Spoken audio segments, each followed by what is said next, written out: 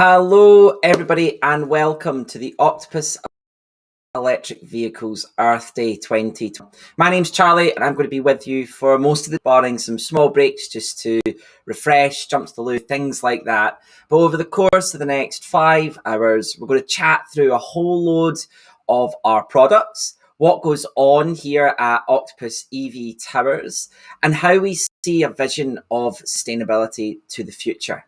I think lots of people have lots of questions about electric vehicles and how they actually impact and how can buying a new car be sustainable when really you actually think about it.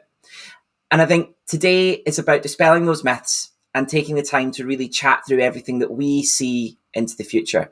Now, we love to be challenged and we love to answer questions. So please feel free, even if your question feels like it might be silly or it might not quite fit what we're chatting about, please still ask us so that we're able to go in and see what's going on. We have that on our chat panel here, but to welcome us this morning and chat a little bit about Octopus is Elspeth. Elspeth has been with Octopus Electric Vehicles for 18 months now, but also she was part of another bit of Octopus. And I think for the first half hour, what we'll do is talk through why Octopus are in a position to offer a vision of a future that is super sustainable, or at least we feel super sustainable. Elspeth, good morning. Thank you for joining me. I know you've had a bit of an early morning getting cars on trailers and things like that for customers, but tell us a little bit about yourself, where you've come from, what you do, and then we'll get into a little bit about the history of Octopus, I suppose. Morning. I hope it's all going well. Lovely and sunny here. Don't know what it's like with you. So a little bit about myself. Like Charlie said, I joined Octopus Electric Vehicles about 18 months ago. And in my previous life, I worked for Octopus Wealth, which is another part of the Octopus family. And we'll come on to a little bit more about the wider Octopus family in a moment. Before I was working for the Octopus family, I looked after a lot of events, commercial and otherwise, and have been doing that for the last 6 or so years.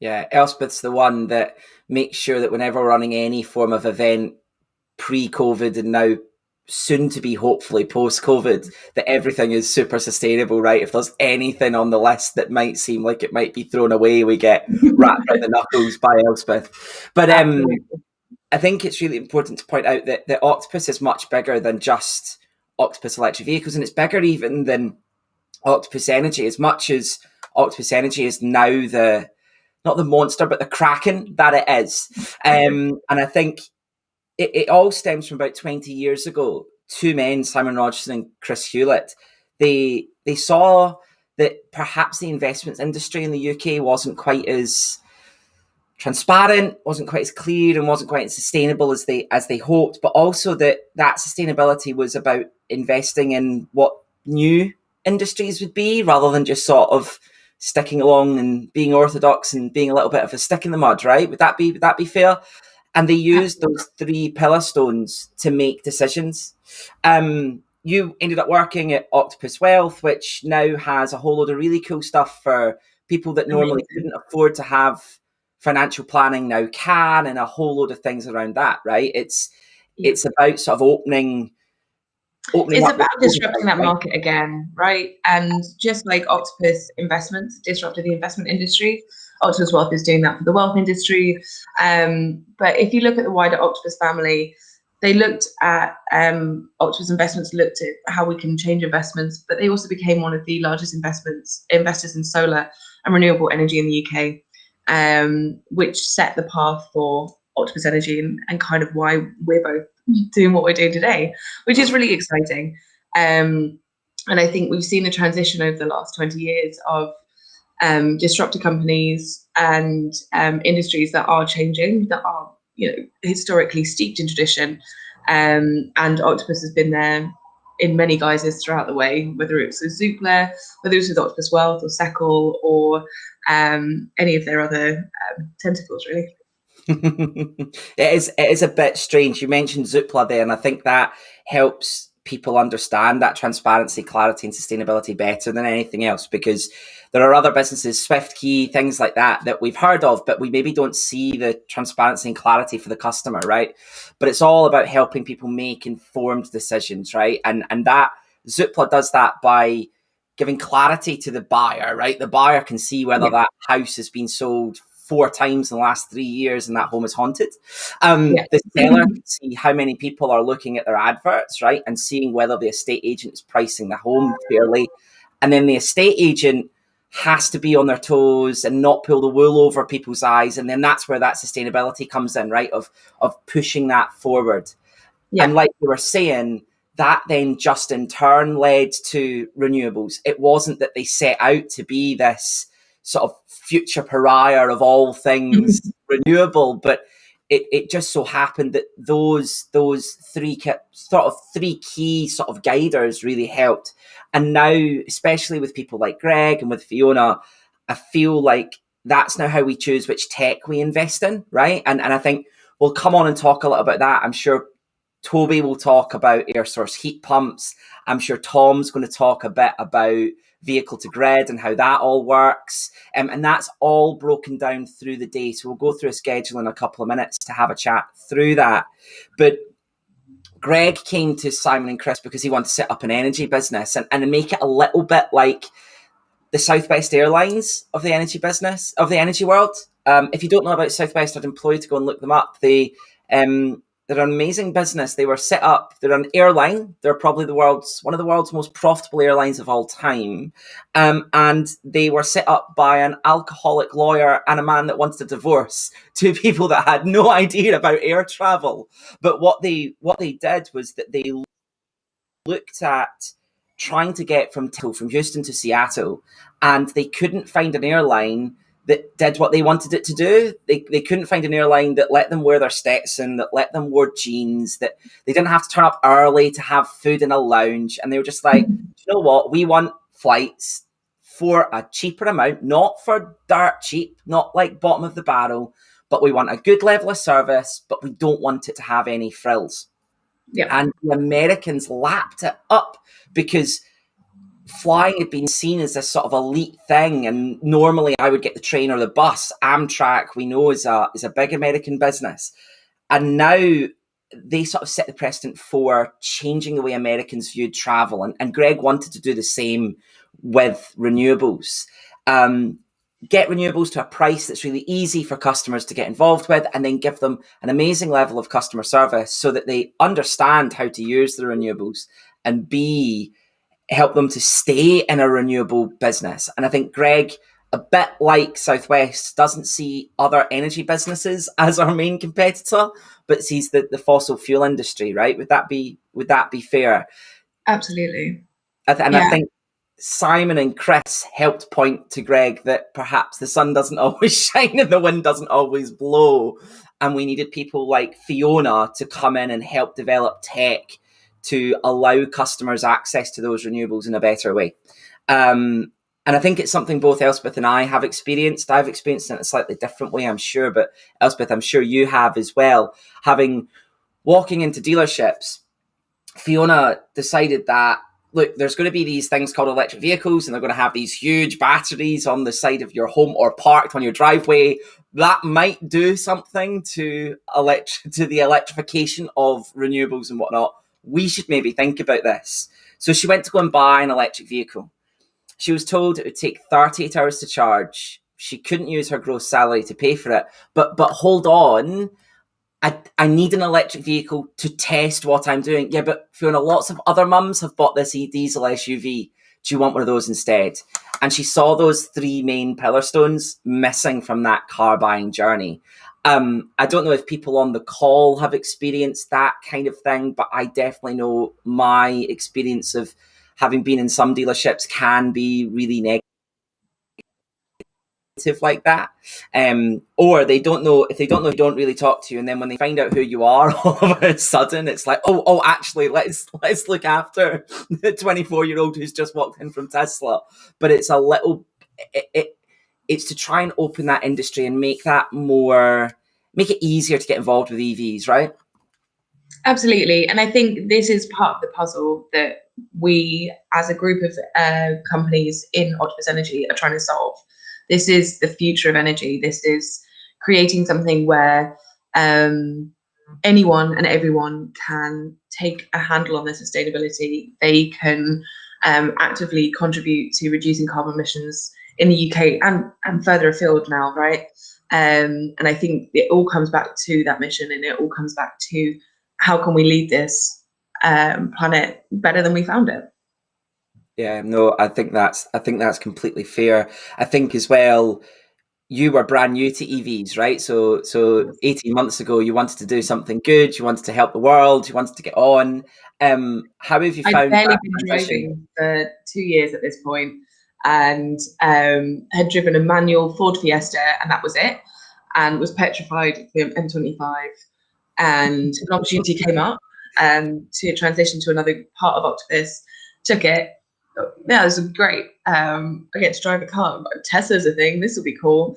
The first time I got in the Tesla, I begged our director of growth to sit in the car with me because I was worried that if I put my foot on the pedal, it would go so fast that I'd crash it in central London.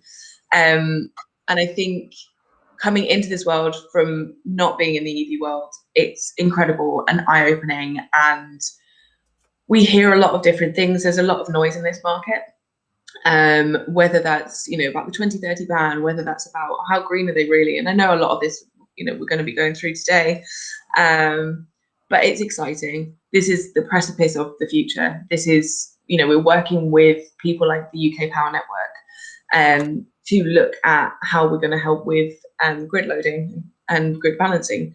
It's all about how this fits into this future world that we're creating, but they're also really fun.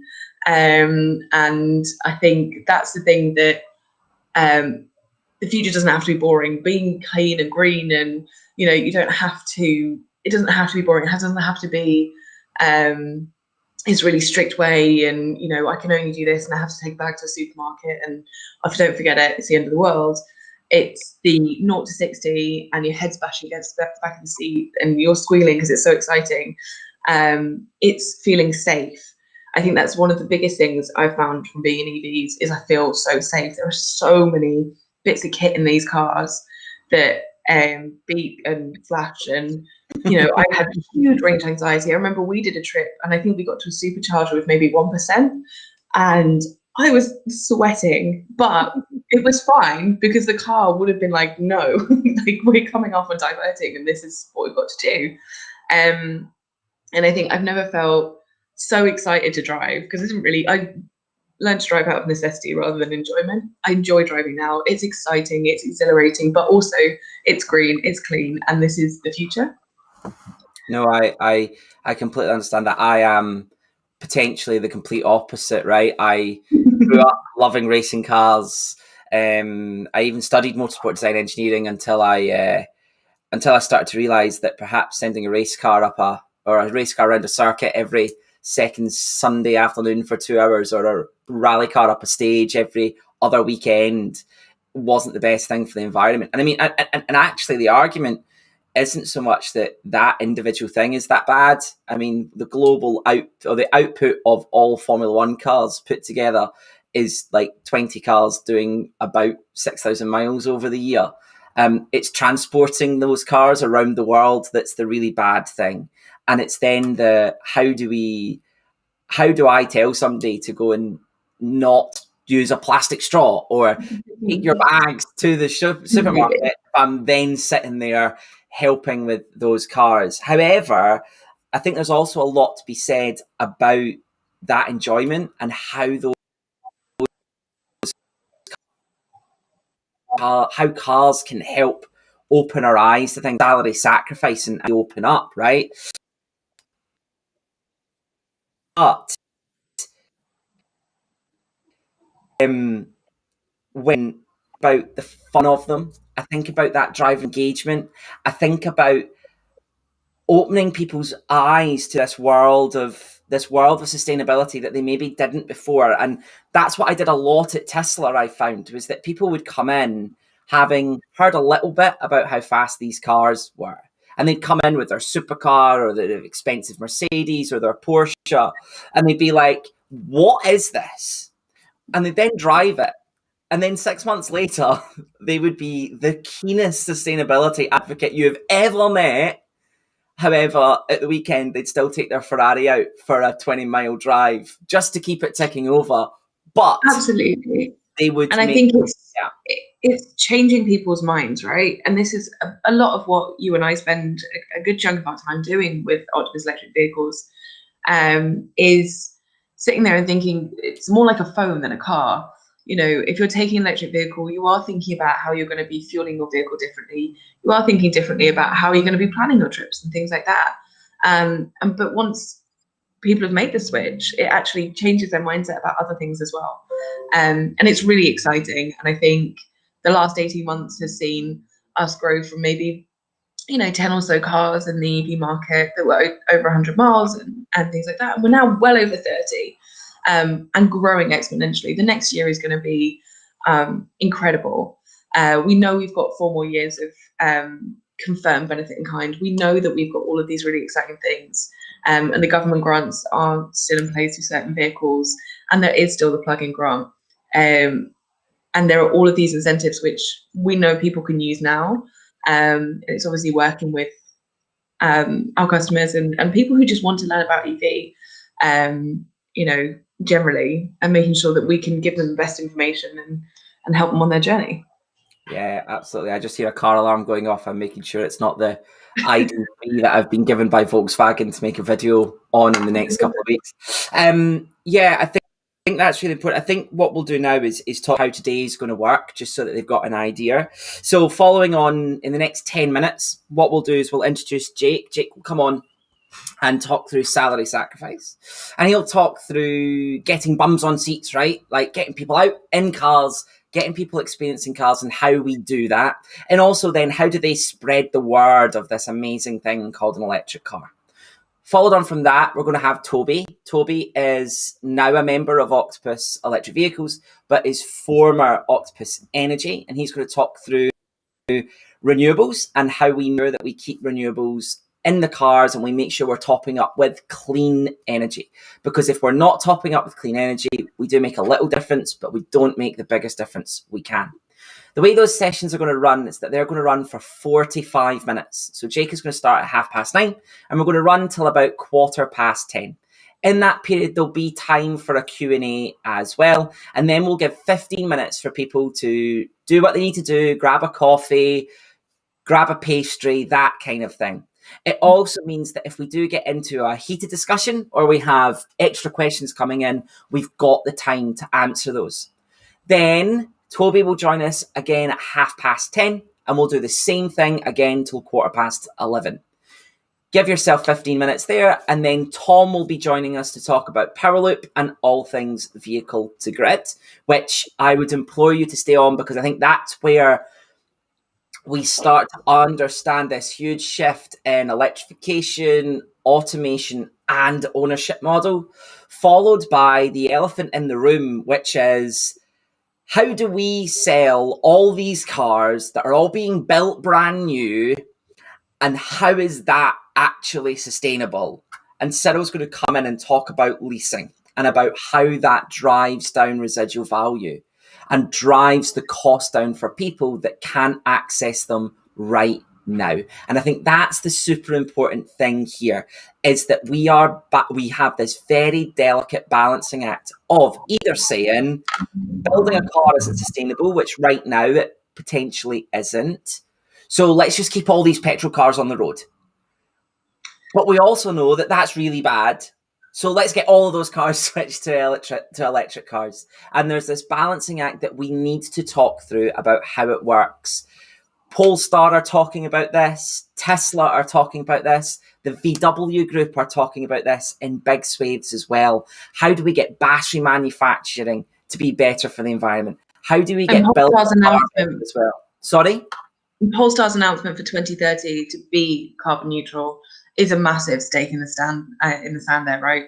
I think we're just going to keep seeing manufacturers and all of these, suppliers to the industry as well, just making these commitments and really changing the landscape that we have right now. Yeah, absolutely. Absolutely.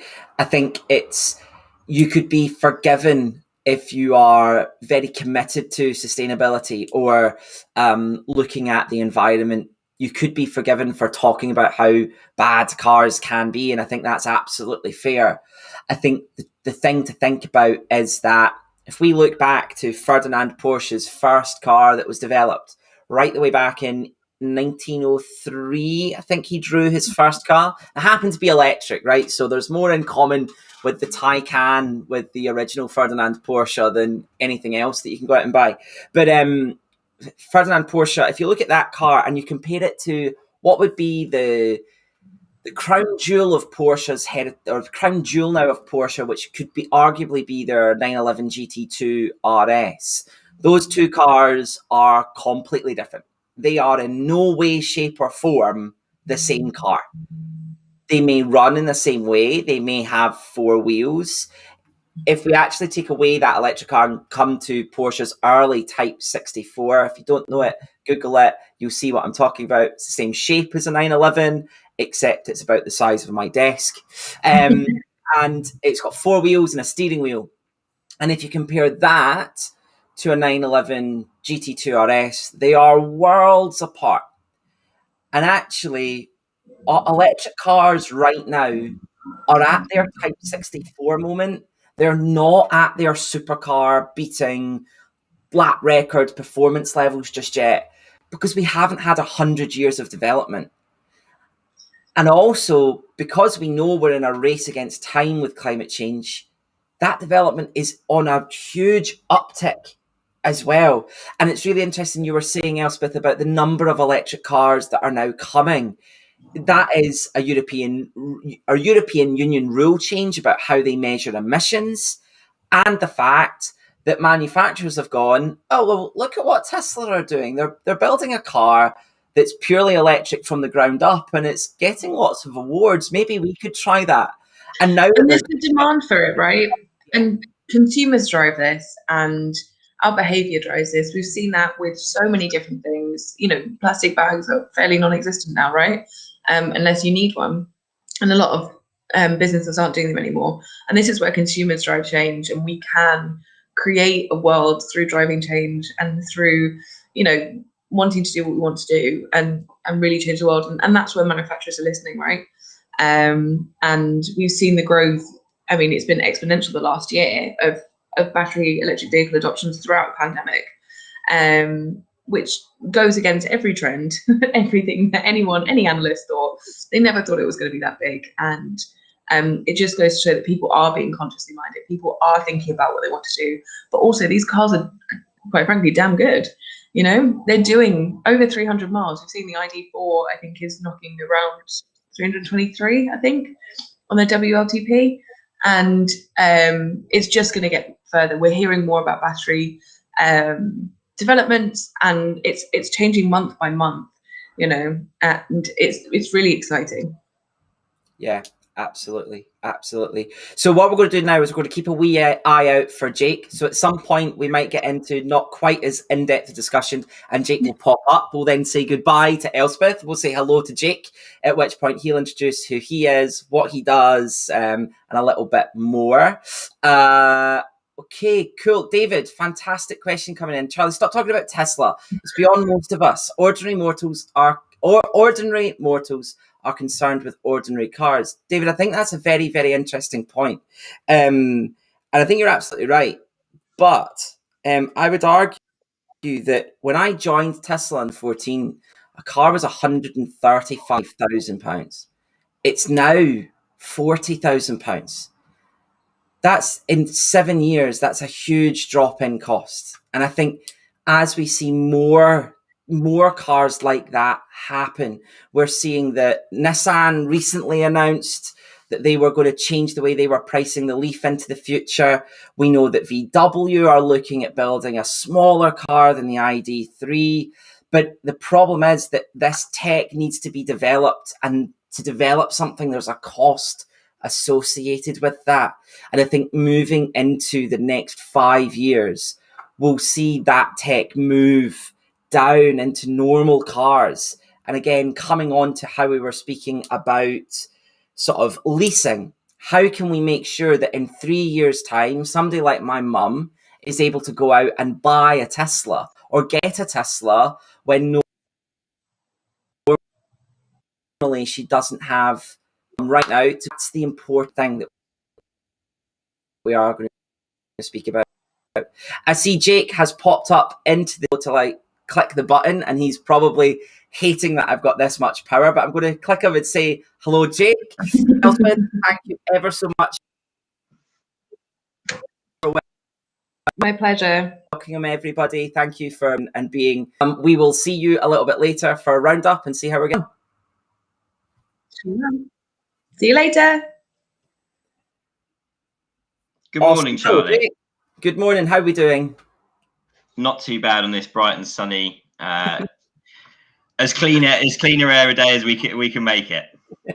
And how was your sleep? Jake has just had a baby girl, so if Jake is yawning through the chat, please don't think that he's getting bored at his sleepless nights, right?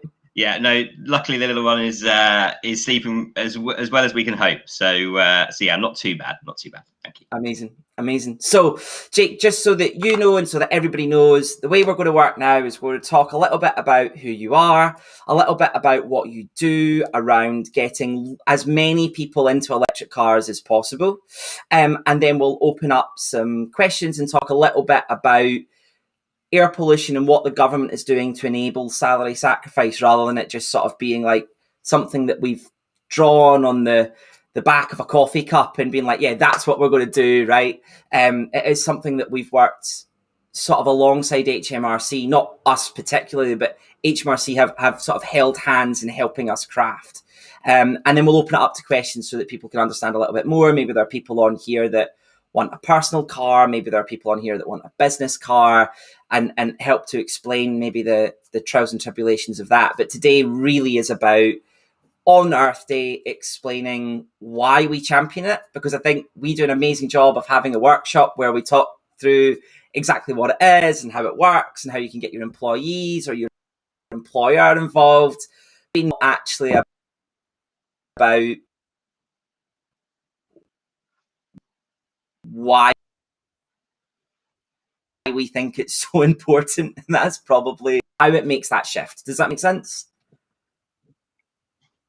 Yeah, spot on, Charlie, spot on. Awesome. So, Jake, do you want to say hello? I've already said hello and introduced myself. We've introduced Octopus. Do you want to introduce who you are and where you've come from, and what makes you tick, I suppose, as well? Of course. Thanks, Charlie. Well, morning, everyone. So I lead the salary sacrifice team here at Octopus EV, and I've been with Octopus actually nearly 3 years this summer, actually. So seen huge growth in the market and the company itself. My background previously before that was with Enterprise Rent-A-Car for 8 years, so driving lots of petrols and diesels. However, at the end of my tenure there, I was really focusing on working with companies to reduce their CO2 emissions with their current fleet and also help them save fuel costs, which kind of tied in to moving across to the EV space.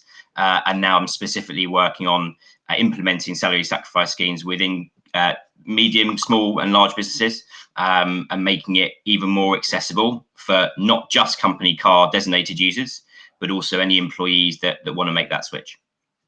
Amazing. And I mean, it's a given that we only focus on fully electric vehicles, but salary sacrifice only really works for fully electric vehicles as well because of benefit in kind rates and things like that. Those are government incentives. Do you want to talk through what benefit in kind is for people to, and maybe some examples of with those petrol or diesel vehicles, what that used to be and why company car is such a bad word? We should be saying it on YouTube Live. Yeah, well, definitely. And I'm sure a lot of people have heard that the company, you always used to hear of people getting company cars, but sort of 5, 6, 7 years ago, companies moved to giving employees personal allowances for cars because the government taxed company cars hugely. So even 2 years ago for fully electric vehicles, the benefit in kind rate was 16%.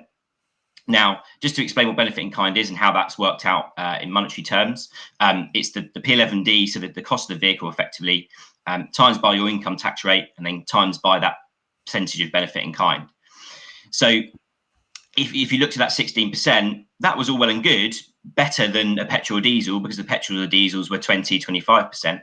However, last year, the government for fully electric vehicles dropped that 16% down to 0%.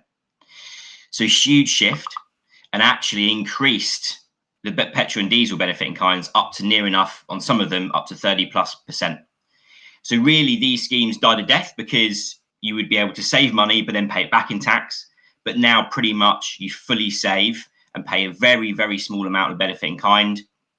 And it's pushing people away from getting those gas guzzling company cars and pushing you into getting an EV to help air quality, whether that's driving for business or not. So in my time of dealing with this scheme, it was tough initially, but we lobbied with the government, as Charlie said, and pushed for them to really make these schemes a lot more popular, because it enables people to get these vehicles that still are, as we know, a bit more expensive than petrol or diesel, but it allows those people that couldn't switch because of the cost, but paying it through their salary enables a lot more people to make that shift, me included. I got my Kia Niro delivered 7 weeks ago now, and we'll touch on that in a second, how easy that was. But yeah, the government have made a huge shift in the benefit in kind rates. It's locked in for 4 years from now. It does go up slightly next year to 2%, but that's for constant for the 3 years. So really now, if you made that switch, you know exactly how much you're going to pay for those 4 years. We don't know what it will be after that. We are lobbying behind the scenes. So they need to let us know, so that people are fully confident in that the scheme will be around and beneficial. But whatever does happen, it will still be more beneficial than getting that repeat petrol or diesel that you thought you'd get. Yeah, I think it's really interesting. That company car tax really was to try and stop people from buying. The government thought that what they would do is by reducing company car tax for small emission cars, so your VW Ups, your Seat Me's, your Fiat 500s, that companies would start buying those for their employees, rather than just sort of, actually, we will stop by giving you a car, but we'll just give you the cash instead, so you can go and get a car on your own time that suits that. And I think that was maybe a bit of an oversight, which is what they've rectified in a big way with the sort of benefit in kind rate changes that they've made now. Lots of people sometimes, I think we know from our workshops, question how can they afford this, and how can they make that a long-term commitment when, you know, we've got a global pandemic going on, we've got shops that are shut and furlough schemes and whatnot. But then you just have to look at the figures that the government is spending on helping people with air quality issues. And I think for those of you that are on the call who are thinking about the environment and thinking about the earth, because it's Earth Day, and thinking about that sort of climate change stuff, absolutely, that's super important. And electric cars do help with that.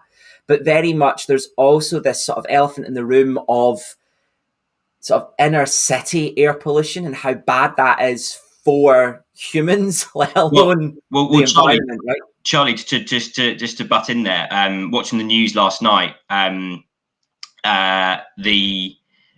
poor girl who died, I'm not sure the date of it, but who lived in inner city London.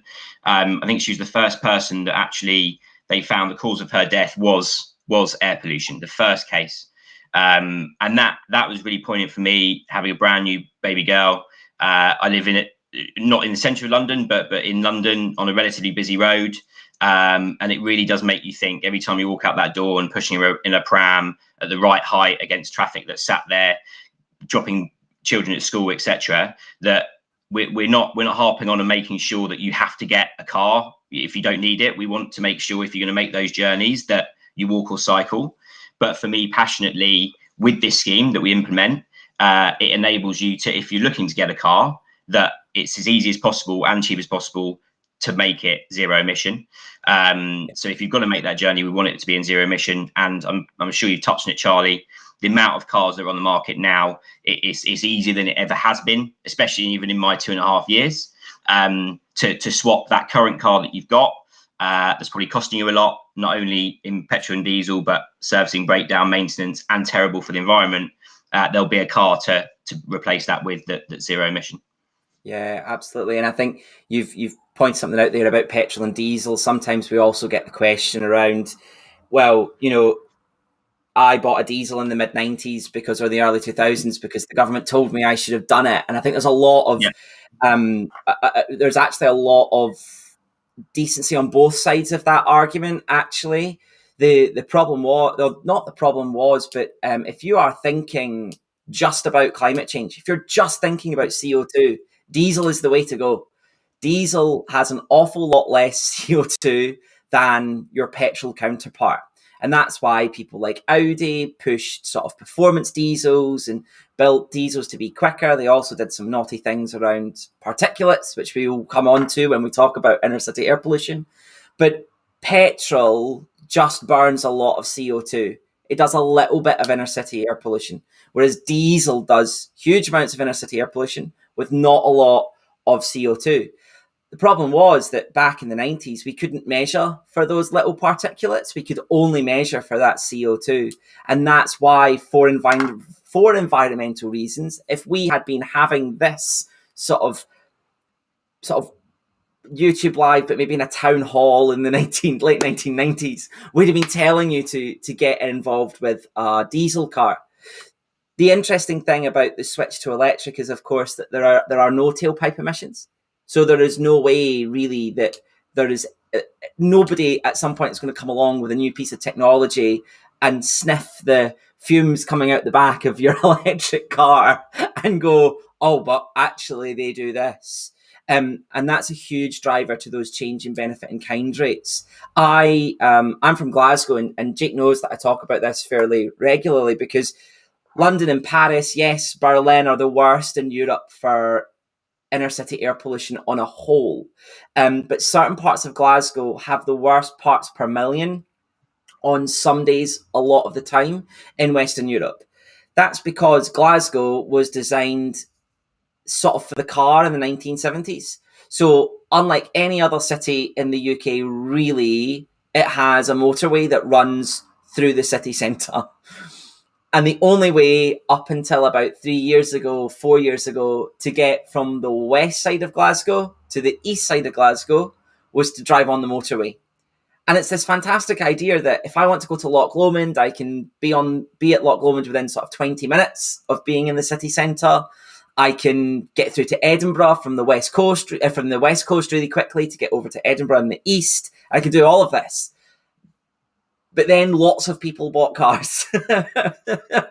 And all of a sudden, every single morning, people that are on their way to work are parked on the M8 for 25, 30 minutes, billowing terrible carbon emissions out into the atmosphere, but also parts per million round about them.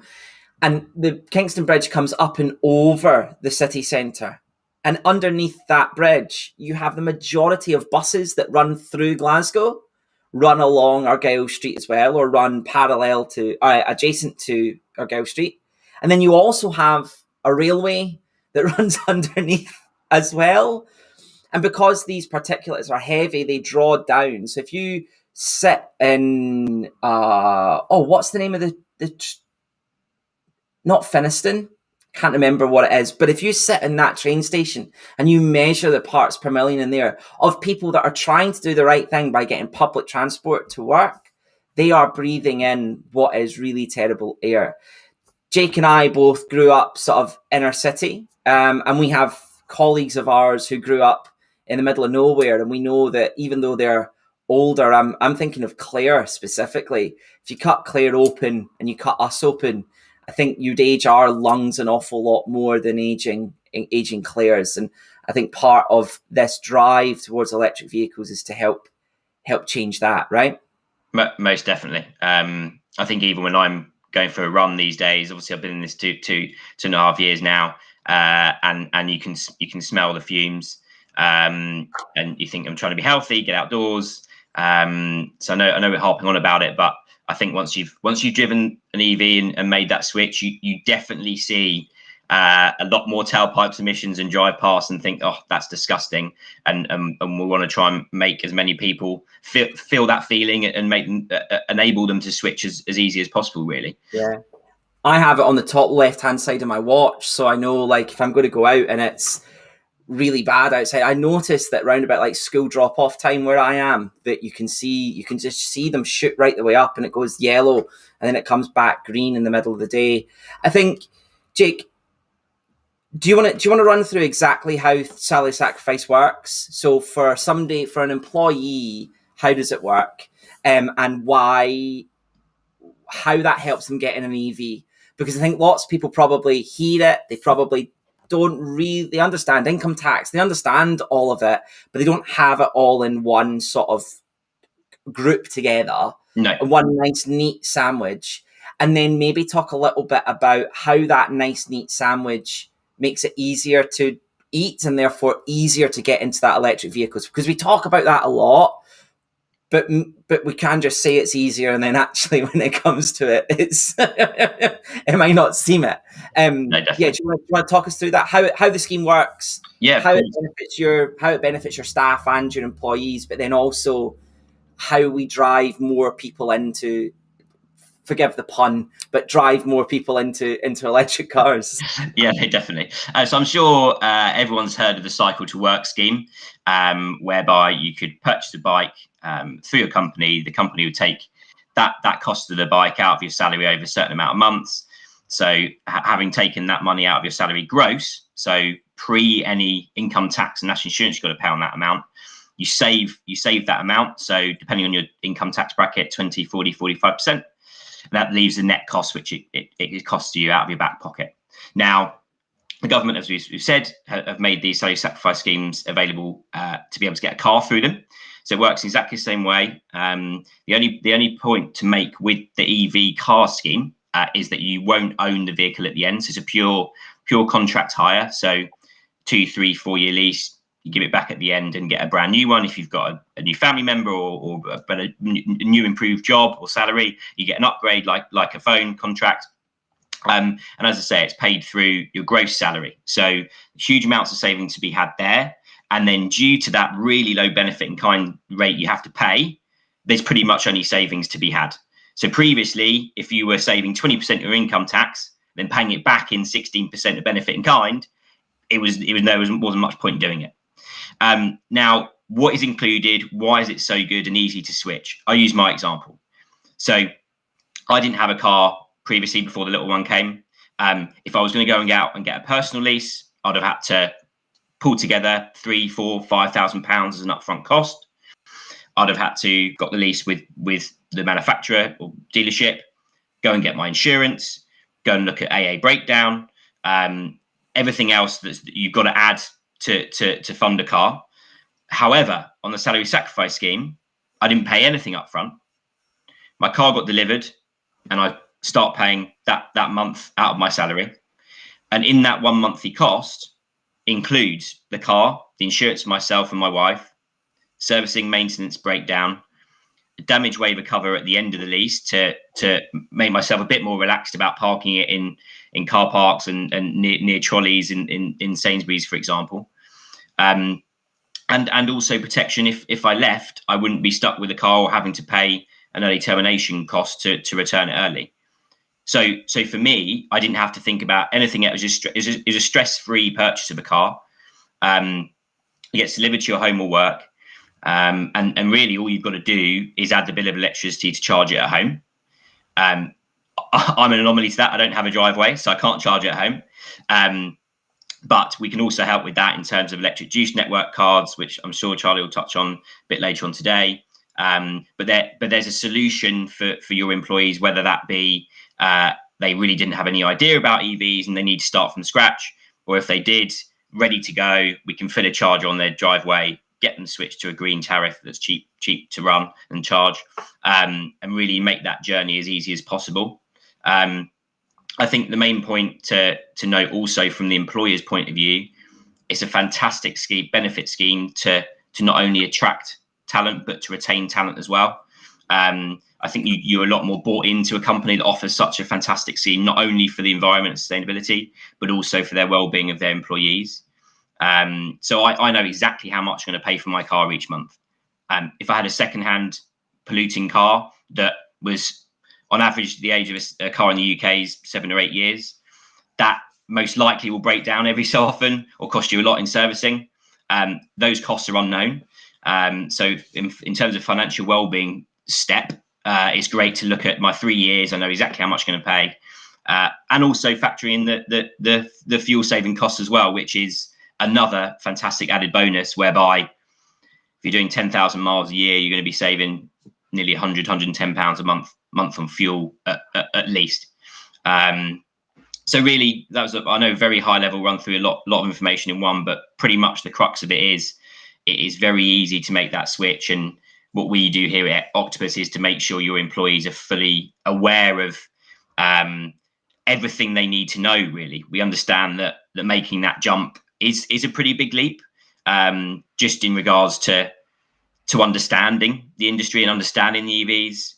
I still get questions on rollout webinars that employees don't want to even ask, because they feel like they're being a bit stupid. Like, can I charge my car in the rain? Exactly. Or Tesco's is 5 miles down the road. Will I get to Tesco's to there and back? But that's the reality. That there's still a lot of education to be had, and that's why we're experts and we're solely EV focused. That we really do handhold those employees through the process and make sure they're fully confident about making that switch. And that car will be right for them for the foreseeable future. We don't want people to make the switch, be nervous about it, and it not work out for them. I think that's a huge thing, actually, Jake, that you've pointed out, that we can all sit here and tell everybody how important it is to move to electric vehicles. And the government tomorrow, a bit like the 2030 ban, could say everybody has to buy electric vehicles from now. But there's still going to be all of those worries and all of those thoughts and all of that scaredness. And I think salary sacrifices is probably our leading way of sort of softly approaching people and saying, look, you get all these other benefits. It's worth having a think about. Rather than something like Powerloop is so bogged in the technology, which is so cool, but also you need to not be scared of that technology to make that move. Whereas for Salsac, it is very much like, hey, this is super easy, or this is super accessible, and it's one of the best and easiest ways, and it's a benefit for you. Maybe you should think about an electric car. And it opens that conversation out. And we see it all the time, that we have people join our webinars to talk about Salsac, that we then point out that they don't remember everything about charging in this workshop. You're welcome to join another workshop or push your employees to another workshop. Because I think both of us really feel that the worst thing for me would be that we get somebody an electric car, we quickly and rapidly get them through the system, and we don't talk to them about charging, and we don't talk to them about what they're going to use the car for, and then in 3 years' time they come to renew and they go back to a petrol car. That's worse, in my opinion, than not helping them in the first place, because we've tarnished their understanding. Most definitely, and I think how we differ from other leasing companies is that those other leasing companies will still sell petrol and diesel leases. But probably a lot of those people that are helping implement schemes may not have driven EVs yet. We've been through that process that the employees are going to go through, and we know the pitfalls, like the scary. That we've all had a couple of scary moments where charge didn't work, or we didn't know how to charge and things like that. And that's invaluable experience to help shape understanding and adoption, really. Yeah. There's been a really good question come in from Andrew about rare earth elements and battery disposal and recycling costs. In this, because I think it's not going to make you wait until we speak to Cyril, leasing and recycling and all that jazz. But we come up against these questions all the time, and I think that's really it's really about working out, as Jake, you were saying. If an electric car is right for you, salary sacrifice is probably the easiest way to get one. If you don't need an electric car, should you be getting one? Probably not. And that's really weird for me to say, especially with this written like right here on my board. But really, I think that's an important caveat to put there, is that electric vehicles are just the best solution to climate change and to inner city air pollution if you need to travel. If you don't need to travel, don't. And I think that's really important there as well. And actually, on Andrew's cost about the earth costs of rare earth elements and things like that, if we are going to be mining those and we are going to be doing stuff with those, we want those cars to be used as much as possible, because therefore the cost associated with getting those things is less per mile. The worst thing we could do is go and do all that, mine those rare earth materials, and then let that car sit on our driveway for 3 years. Because, do you know what? Like, then the cost of that mining is much higher in comparison. But Andrew, to come on and speak about your point, there's a whole load of information out there from both sides of this argument, which is totally and utterly that are both sides of the argument that are very well established and very well rooted in fact. There's a couple of things here. First up, lithium is bad for the environment to mine because mining is bad for the environment, not that mining lithium is bad for the environment. And it's a bit of a chicken and egg scenario, is that it's the transportation of that lithium from where it's being mined to the factory that's bad for the environment. But if we don't have electric trucks and we don't have electric products that can do that transportation, we don't ever get to the point where that lithium is good for is better for the environment. Certain car companies are talking about opening lithium mines right next to factories, and also changing the way and not having any wastewater. Now having water that cycles round and round and round. And if you weren't on the call earlier, we were speaking about how electric cars are at the very earliest stage of their development, and all of these problems will be seen to be fixed over the next 10, 15 years as we start to realize what we can do. The lithium is like the third most abundant. Let me get this fact right. Let me try and remember it properly. It's the third most abundant element on the Earth's crust. So it's not the third most abundant element on Earth, and it's not the third most abundant element in our atmosphere, but it's the third most on the crust of the Earth. So on everything that we sort of walk on, lithium is one of the most abundant there. And actually, if we find a way of harnessing that really easily, we get rid of that problem. There are other metals, particularly cobalt, which has huge stigma and huge problem with it. That's less around climate change or impacting the environment from a gas point of view, but from human treatment point of view. Many manufacturers have also made a commitment to not having cobalt in their cars anymore, which is a huge step as well. So these are things that we see, we do understand, and hopefully you can see that we're not shying away. I think that's the worst thing we could do, Jake, is sit there and go, oh, don't worry about that. It's absolutely fine. But as we see that start to change, and those car companies that specifically are looking at those things, we can start to see how they start to help change our understanding of that and make a move. The other thing that lots of people will not tell you, or you don't maybe are not too sure of, is that actually cobalt is used predominantly right now by the fossil fuel industry instead of sulfur. But let's not go into that too much, because that is another minefield.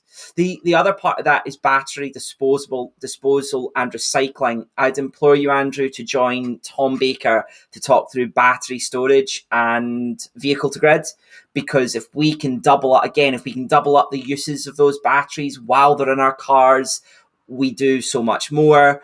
Also, lots of battery businesses now are starting to come up where we see second, third, and fourth uses for electric vehicle batteries. So Jake's Kia that he's got on his driveway, his battery needs to be super dense because his Kia is a certain size. But if your home is going to take a battery and it's going to take it in the foundations, or it's going to take it in the shed, or it's going to take it on the side of the house, we don't need to worry about how big that battery is to the same extent. So batteries will not, after 10, 15, 20 years of use in a car, be worth going back into another car. But for other uses, balancing solar and other things like that make huge differences as well. Right, Jake? Yeah, most definitely. Well put. I think if we move back to the salary sacrifice side now, because Warren has just asked a quick question, specifically about his company that currently give company cars to managers who require them for business, but aren't too keen on wanting to do salary sacrifice for the other users that may just need a car for personal. Are they legally obligated to help if someone wants to do salary sacrifice? They're not legally obligated to help. However, the salary sacrifice scheme is completely cost neutral for the company. So unlike their company car fleet that costs them money and all the employee does is pay the tax on it, this is completely different from that, whereby it's not going to cost them anything.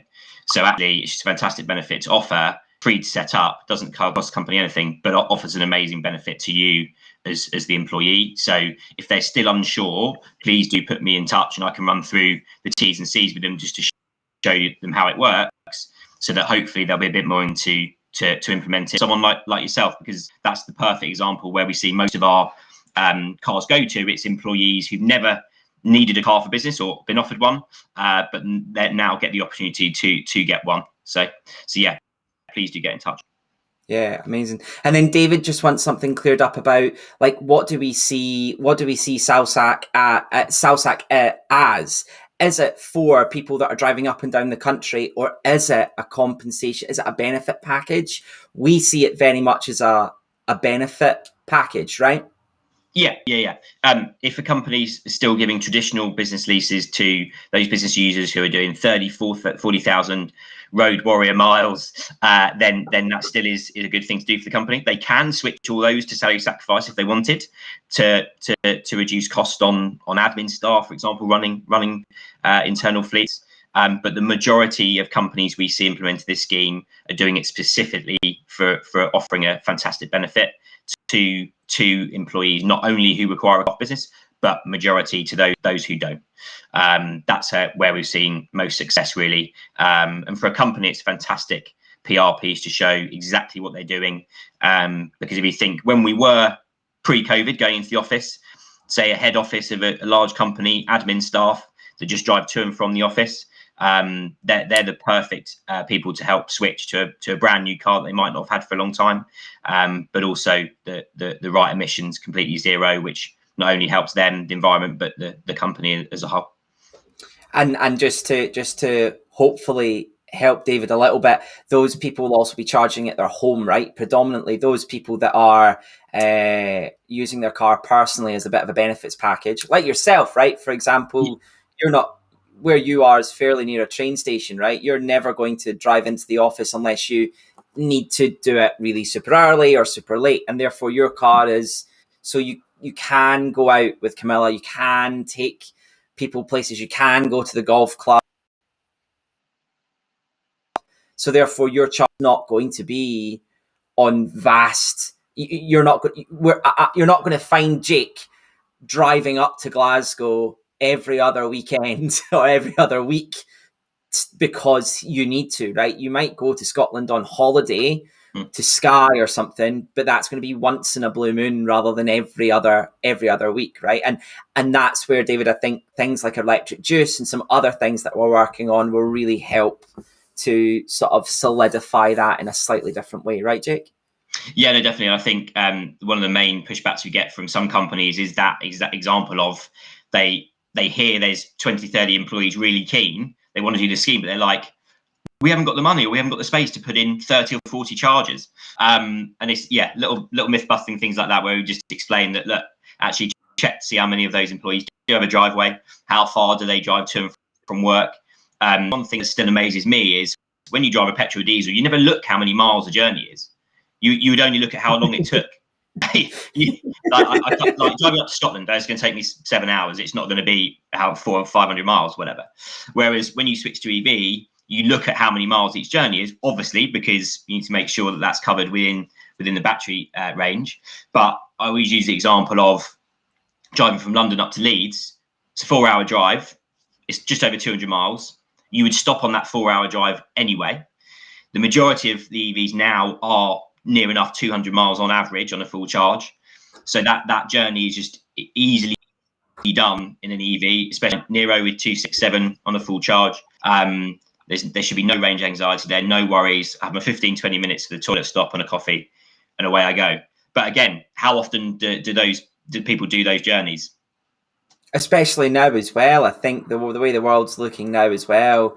But it is really about letting people understand. Salsac is really about letting the normal person, for want of a better phrase, access to the easiest incentives and the best incentives to get into an electric car, because we know that personal incentives are rolling back quite a lot, and that doesn't really help us in that sense at all, right? Yeah, no, I think I always use the example as well of an employee who's on a 20% income tax bracket. I think a lot of these schemes seem to help the more wealthy individuals. And because EVs are slightly more expensive, that is a connotation at the moment. However, as Charlie used to say on one of our workshops, I think there's about 10 super minis out on the market now. Yeah. And if we run through the numbers with you, salary sacrifice, again, a myth is that the face number, so the gross sacrifice, always looks inflated compared to if you go down the road to a PCH, for example. Yes, because it's not comparing apples to apples, because the salary sacrifice scheme has got everything that I already mentioned built in earlier. But also that net cost as well. It will never sit a Nissan Leaf next to a Ford Focus lease, for example, if comparing apples to apples. The Nissan Leaf is always going to be around 100, 120 pounds a month more expensive, just because of the cost of the car, because the batteries are still more expensive. However, if you factor in that fuel cost saving, which, as we said earlier, 10,000 miles a year, you're going to be spending at least £100 a month on fuel. That's when there's price parity, and that is only going to get better. So for the last 8 years, Charlie, I can't remember where the graph is online, but battery costs have come down every year and still coming down. Yeah. So really, when we roll out these schemes, we make sure that all your employees are fully aware, so they don't make that mistake of going to another petrol or diesel and they wish they'd switched in a year's time. We make sure to show them that it's affordable now. I've got a spreadsheet somewhere where you can get in touch with Jake or get in touch with his salary sacrifice team and pop in the car that you've got and see how much that costs you this year in fuel, and how many trees you'd need to plant, how many barrels of oil you've burnt, how much CO2 you've done, because that's where we see, like, each individual car makes one little bit of difference. And then as we scale that to multiple people, that's when we see a huge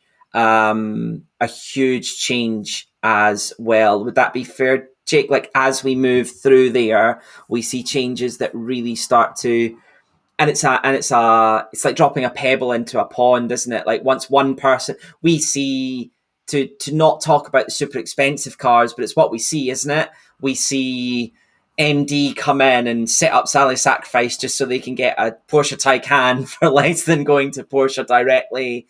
And then 6 months down the line, we see 5 or 6 normal cars in that business, because that MD has gone, oh, actually, this works, and I can do this, and I'm saving money here. And they're sat at lunch talking about the fact that they've got £130,000 worth of sports car that will drive to Scotland for £7 rather than 150 in fuel. I think that makes a big difference to those people as well.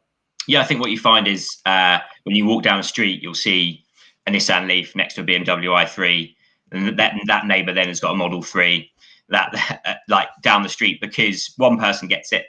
they chat over the side of the fence and say how amazing it is. Oh, what's that box on the side of your house? Oh, that's where you charge it. And then discussions move on, and that's how easy it is for people to understand and make the switch. And I think definitely at the end of my career at Enterprise, I was in the on the fence crew, I suppose, whereby we had a few EVs on fleet, but because people didn't know how to charge them or understood them, no one ever wanted to get in them because they were scared of them. So yeah, how it's changed in the last 4 or 5 years is just incredible, really. But I completely agree with that, because I think also there's a lot of car journalists out there that talk about how complicated or how bad electric cars are. And actually, I feel for those journalists in a big way, because they're given a car by a manufacturer. They don't have a charger at their home. They kind of just chuck the keys and go, tell us what you think. And most journalists will say, car's amazing, but don't understand how to charge it. Charging needs to move on. But how often does somebody just turn up at your house, give you a car, and then wander off for a week and then come back and collect it? Whereas actually, I think realistically, once you start to live with a car, once you understand you can have a charger. I was looking around for my charger that I have, but I must have tidied it up. But once you understand that charging piece, which we'll come into with Toby at past, we'll start chatting about charging and chatting about how we reduce CO2 and how we charge at better times, and Warren about how we can tie your solar in there. Right now, that would be with something like the Tesla Energy Plan, but there's some more moving in that sort of space, and we can talk around that and help you understand it. But it's very much a sort of you need to almost take that plunge to make it work. And I think that's where hopefully salary sacrifices we've spoken about over the last sort of 35-40 minutes helps people to, how do I put it? It helps people to see that all the other bits is nice and easy, and you're not taking a huge financial risk, especially with the businesses, with all the protections you have. You've not spoken about it, but obviously you have the ability to take maternal or parental leave. You have, if you are made redundant or if you resign, you've got backup there as well. You've got the ability that if there's damage to the car, you're covered for £500 for the first £500 worth of damage, really, because we know stuff goes wrong, and we know that we need to look after people in that respect, and just makes it. We'll come on and speak over the next couple of hours with Toby, Tom, and Cyril about how we do this more for the world. But actually, this scheme is to help individuals make that step easily, right? Yeah, completely agree. I think I just think a one-stop shop might benefit many there for Warren, and I'm not sure I always like that phrase, but it is the salary sacrifice scheme is kind of that premise of everything is in one place for that employee to make that jump as easy as possible for them. So like we touched on the charge of the tariff, the car with our knowledge enables that person to make the switch as easy as possible. And as Charlie just said, it's a great way to remove a lot of risk for the company to running these schemes. It's not like running a fleet of vehicles whereby you probably need one person actually, like day to day, managing it with damage, booking and servicing, checking mileage, checking driving licenses, all these kind of things. It's a scheme that removes that completely away from the company, and we take that hassle on board. And really all the company have got to do is change someone's salary month one, reduce it by the certain amount, and let it run. Yeah, I can see Warren says he doesn't like that. I love the phrase "the complete solution" because I think that helps you understand that once you've got it, you can use it.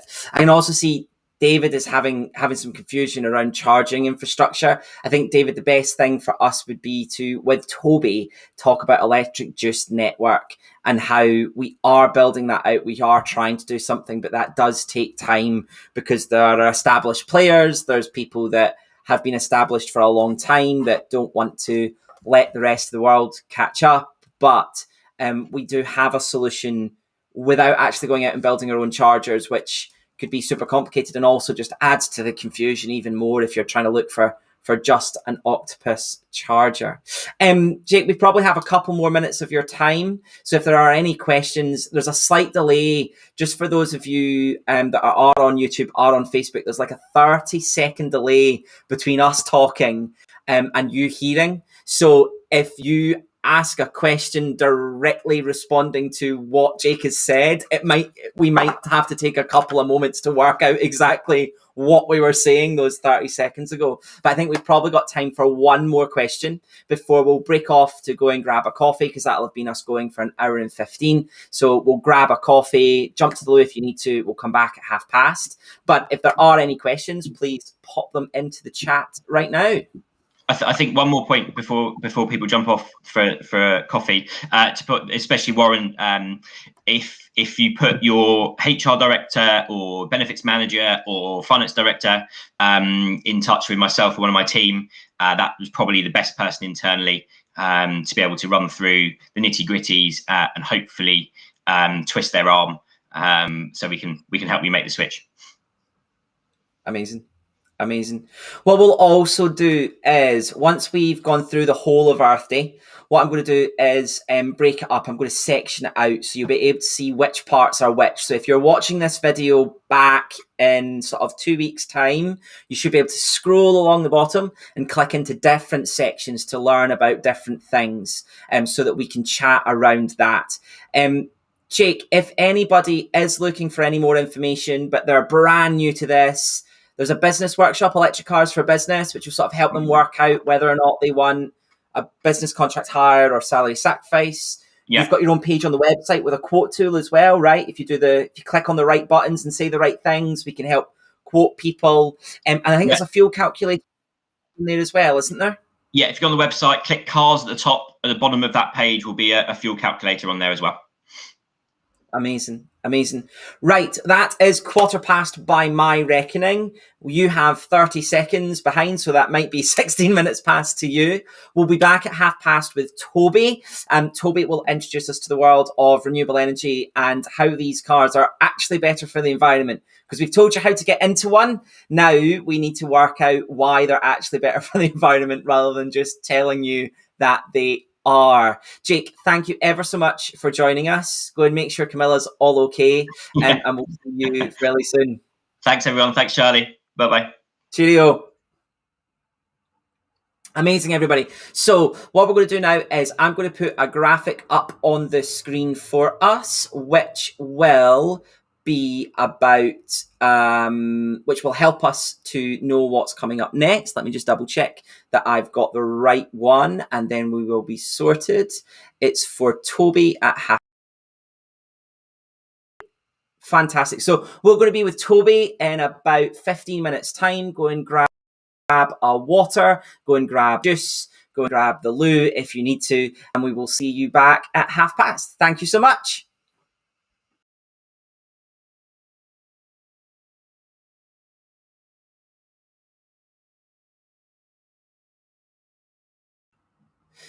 Hello, so welcome back, everybody. I can see backstage right now that Toby is sat there looking at his laptop, not sure what's going on. This is Toby's first time using this piece of software, so please bear with him if he's struggling at all. But I'm going to welcome Toby to turn on and welcome him here so we can see him here with a little pink fluffy octopus over your shoulder as well. Toby, fantastic.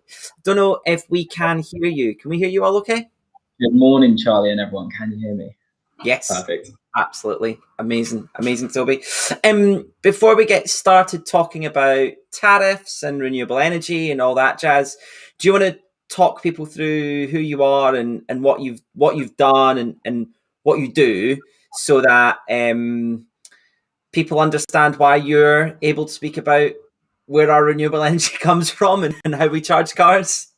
Sure, yeah, I mean, I'll give it a go. So I went to university up in York. I studied human geography and the environment, and I did quite a few modules on renewable energy. I also chose to do my dissertation on electric vehicles. So, I mean, very much interested in that, and it was always kind of the goal to end up working directly in a field that was so forward-thinking with everything surrounding that. I took a couple of months out after university to go traveling, and it just so happened that as I came back, kind of the pandemic hit, I unintentionally absolutely smashed the timings, and kind of 2 weeks after I got back, we went straight into lockdown. So it was about a year ago I started working for Octopus. I actually initially started at Octopus Energy, in which I was doing operations. And 6 months later, down the line, I switched from Octopus Energy over to Octopus Electric Vehicles. So I'd like to think I have a relatively kind of good knowledge on what goes on over at Octopus Energy, all things to do with tariffs and kind of renewable energy. And now I'm over at Octopus Electric Vehicles.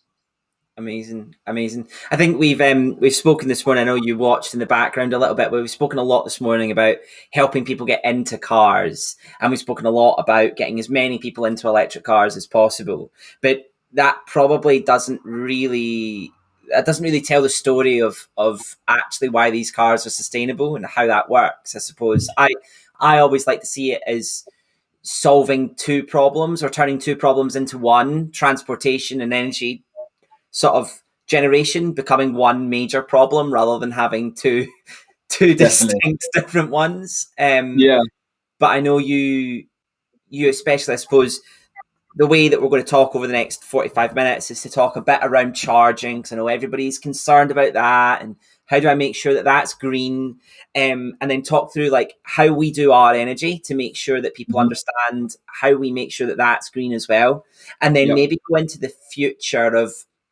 that sometimes cover up our Octopus logos, that this could be greener, right? That would be a fair thing to say, that it could be better for the environment. Indeed. But it's only because we don't have that tech in place yet, or we don't have the glue to marry all that tech together. Would that be fair? Yeah, definitely. I think such a big thing with electric vehicles is that you can see a shiny new Taycan or a Tesla sitting on someone's drive, and you think, that looks absolutely amazing. But if you buy like a new petrol or diesel car, you know everything about that. You know, if you need to fill it up, you just go to a petrol station and sorted. Let's say your company kind of introduces a salary sacrifice scheme. I know Jake spoke about it. He'll be like, oh, amazing, I can get one of these cars. But often people don't actually appreciate what comes with getting an electric vehicle. It's there's so many things that come with it. For example, like you said, the charging, the energy tariff. There's so many things that come with that people perhaps don't initially understand. And here at Octopus Electric Vehicles, we're really trying to provide that holistic solution to be able to kind of guide you all the way from start to finish, and kind of get you educated up on what you need to know with all things EV. Amazing. I think we'll start by talking about charging, and we'll start by talking about just basic plugging in, getting that all sorted, how you do that, and then how that is renewable. So with a tariff, then maybe some stuff around, I know you've got some stuff around time of use, you've got some stuff around where we actually get our energy from, and then maybe go into electric juice and how we manage to make that renewable as well. And then Ionity, and we can't discuss the other thing just yet, I know that, but there's a big piece of news coming that will help people feel a lot at ease moving forward about renewable energy as well, I think, with a certain brand of car as well. But if you want to talk a little bit about charging and how those tariffs work, I have found in the coffee break, I find the charger, so everybody can have a wee look at that if we need to get that out as well. And I also have the ID3 out on the road if we need to bring in any cables, if anybody wants to see those. But Toby, do you want to talk through Octopus Energy, where they are? I think a great place to start would be in kind of relation to your individual home. We get at Octopus Energy, we used to get loads of questions, people ringing up and saying, I'm with you, or perhaps like a different green energy supplier, and they'd say, so I'm with you, but how does that mean that the power coming into my home is 100% green? How can you tell that like all of the electrons coming into my home are green? And the truthful answer is we can't. The way the national grid is set up, supply lines, we can't separate out each green electron compared to the dirty brown ones, you say. It's not possible at the moment. However, green suppliers such as ourselves do things to be able to kind of guarantee that we are meeting what's used, and we are supplying kind of 100% of that green energy to compensate to kind of make that energy mix as green as possible. So we do so by supporting generators, so either by kind of building green generators ourselves or supporting green generators. Businesses that generate green energy rather than diesel generators, right? Indeed. Yeah. Also PPAs, which is purchase power agreements, kind of binding contract with renewable generators saying that we'll kind of purchase this amount of green energy, supply that to the energy mix. There's also kind of REGOs, which not something perhaps, like you said, Charlie, at the moment, not as green as it could be. But given the current state of the grid, kind of the wind isn't always blowing, the sun isn't always shining. Sometimes there is going to be a bit of kind of dirty fuel supplied to the grid, and REGOs can kind of offset that in a way. So that's kind of three ways in which green suppliers, Octopus ourselves, can kind of contribute to that mixing up of the energy grid. So yeah, I think, I mean, with the because obviously we do want it to be as kind of green as possible going forward, and we would love it to be a 100% renewable power supplying the grid. However, I touched on it before, there's kind of a bit of an issue with intermittency at the moment. If you have a look, for example, at like a graph showing the supply of solar power, it's almost opposite to what you'd expect to the standard kind of demand curve for an individual. Obviously, we all wake up at like, when the sun shines, we're not cold, right? Exactly. When we wake up or we're going to bed, it's like, I don't know, if you're waking up at like 6 or 7, it's cold, it's dark. Then by the time you're in the office, when you're inside, obviously, then the solar generation peaks. So currently, the way the national grid's set up, we can't just rely on these renewable sources. However, it is very much our intention to get to a point where we can, and Octopus is trying to pioneer a way we can using smart technology and tariffs. A good example of kind of when this has been the case was actually last year during lockdown. Domestic demand actually fell 20% during lockdown, total energy demand fell by 20%. Domestic demand increased as more people were at home, but as more businesses kind of closed down as in lockdown, overall demand fell. At this point, there was actually an abundance of green power supplied to the grid. It was about May last year, I think. It was very windy, it was very sunny. However, actually, there wasn't as much demand. So what we saw is like a spike in renewable power to the grid, but demand was low. So there's actually potential outages. If obviously if supply to the grid isn't as high as demand, then there's actually a potential for like damage to the grid. So the way in which the national grid go about solving that is they actually choose to turn off the green sources of power. It's actually a lot cheaper, for example, to turn off a section of like wind turbines than it is to power down a huge coal power plant. And unfortunately, I mean, it's quite expensive to kind of switch it on and off different renewable power sources anyway. But it also obviously lessens the supply of green power to the grid when we do so. Following on from last year, National Grid actually chose to allocate an extra 500 million into these balancing mechanisms. They kind of weren't really prepared for lockdown, but for the challenges that brought with it to the grid. So an extra 500 million pounds has been allocated for those balancing mechanisms, which will in turn be passed back to consumers. And I think you can kind of see that at the moment. The domestic kind of tariffs have slightly risen. Last year, perhaps they were around 15 pence per kilowatt hour. They've recently gone up to about 17 pence per kilowatt hour, in line with the energy price cap. So there is obviously something that needs to be done here. We can't just rely on our coal and fossil fuels just to keep it ticking over and then selectively choose when we dip into renewable power. We need to do something different. And smart tariffs and smart technology so specifically partnered with EVs and integrated with EVs, can really provide a solution here. So if you think about one of the smart tariffs we offer, which is perhaps the most significant for most chosen by electric vehicle drivers, Octopus Go. This is a tariff that offers a fixed rate throughout the day, and then a period overnight of very cheap renewable. All of our tariffs are renewable, but a very cheap period overnight between 12:30 and 4:30 in the morning, where it drops down to 5 pence per kilowatt hour. And smart tariffs, using these price incentives, can really help customers save money.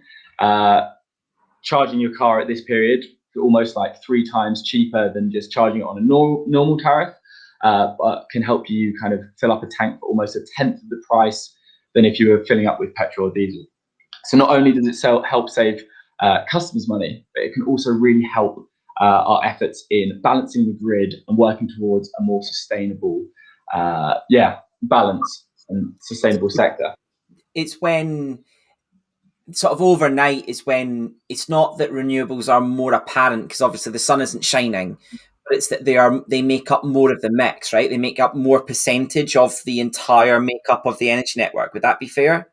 Indeed, yeah. So if everyone got in after work and plugged in their electric vehicle, the demand would kind of skyrocket on top of everything else. It would be massive. It'd be like, well, it is effectively charging up huge batteries.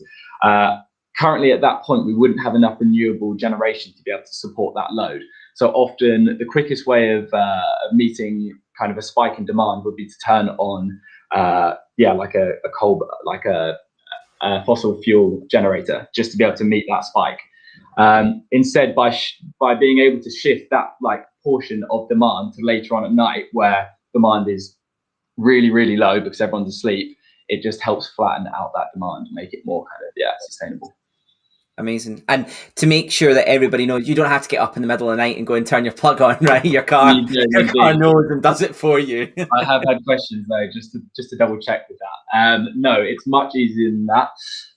So one of the so you have the actual charger with you, Charlie. So EO Mini Pro 2, which we have a partnership with.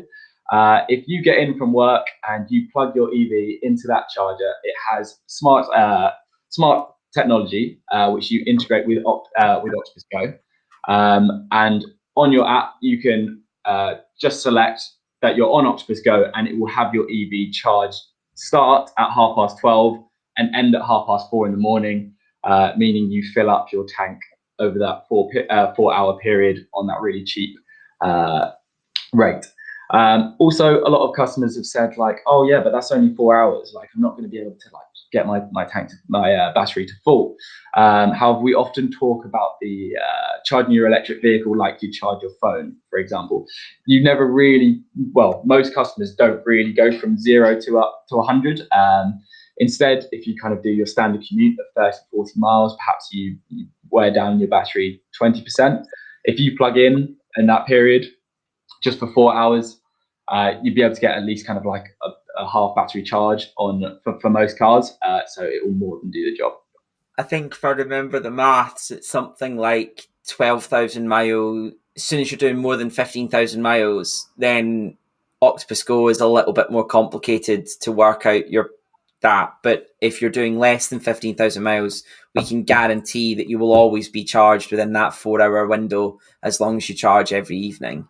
And I think that's something that people don't really. There's a concern around, well, with a petrol vehicle, what I do is I go out and I drive it till it goes to my little yellow dot appears next to my fuel symbol, and then I go and fill it up. And for the state of the grid and for the state of the of renewables, we need that to be much more, not reliable, we need that to be much more regular for us to really start planning. I think I know a lot up north where I've got a house. I live through a wind farm. So from Glasgow to Largs, you drive through a wind farm to get there. And I've got lots of friends who are very into cars and very into sports cars. And they'll all come down and we'll go for ice cream or go for a walk along the beach. And they'll be like, oh, Charlie, I don't know why you're into this renewable energy, because drove down through this wind farm, and all of them were broken. They were all not turning and actually it blows their mind a little bit when you're then like, no, it's not that they're not working. It's that we are not using enough energy for them to warrant being turned on. And I think Scotland's a brilliant example of somewhere there where actually we could power nearly the whole of the UK with energy if we were to use energy at the right times. And I think that's something that people don't. That's that stepping stone where I think we were speaking about earlier with electric vehicles, that you don't realize that sort of thing until you have an electric vehicle. But once you have one, it starts to open your eyes a little bit. But also, you do start to watch that mileometer and wonder just how expensive is your electricity bill and try and get it down as little as possible, right? Definitely. I think the more people that get involved with all things EV start loving the smart tech, the tariffs. I'm going to come on to Octopus Agile, but we've got some people who absolutely love it. They'll kind of look at their half-hourly rates the day before and specifically time things to come on at certain times so it's cheapest.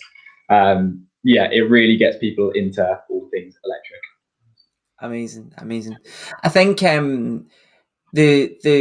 the other piece that's maybe a little bit of an elephant in the room is that your electric car is much more efficient, right? And I think this is less sort of what we were going to speak about. But, you know, if you are charging on a coal burning power station, you're still using a quarter of the CO2 per mile. So even if you're sat there going, I can't get Octopus, or I'm watching this from another part of the world where the makeup is terrible, like actually getting an electric vehicle is one thing moving towards. And I think that's something that it's really easy for people that aren't that involved in sustainability, and also people that are completely involved in sustainability, to be like, if it's not 0 or 100%, there's no point in doing it. And actually we're kind of on that path of going, well, this is a work in progress. Like, we can only do this at a certain rate, and we kind of know where we want to go.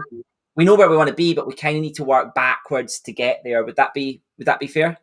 Definitely. There are so many things with Octopus Energy that we're kind of forward thinking, and we kind of accept that we're not where we want to be, but everything we're doing is pushing to drive that sustainable transition. Amazing.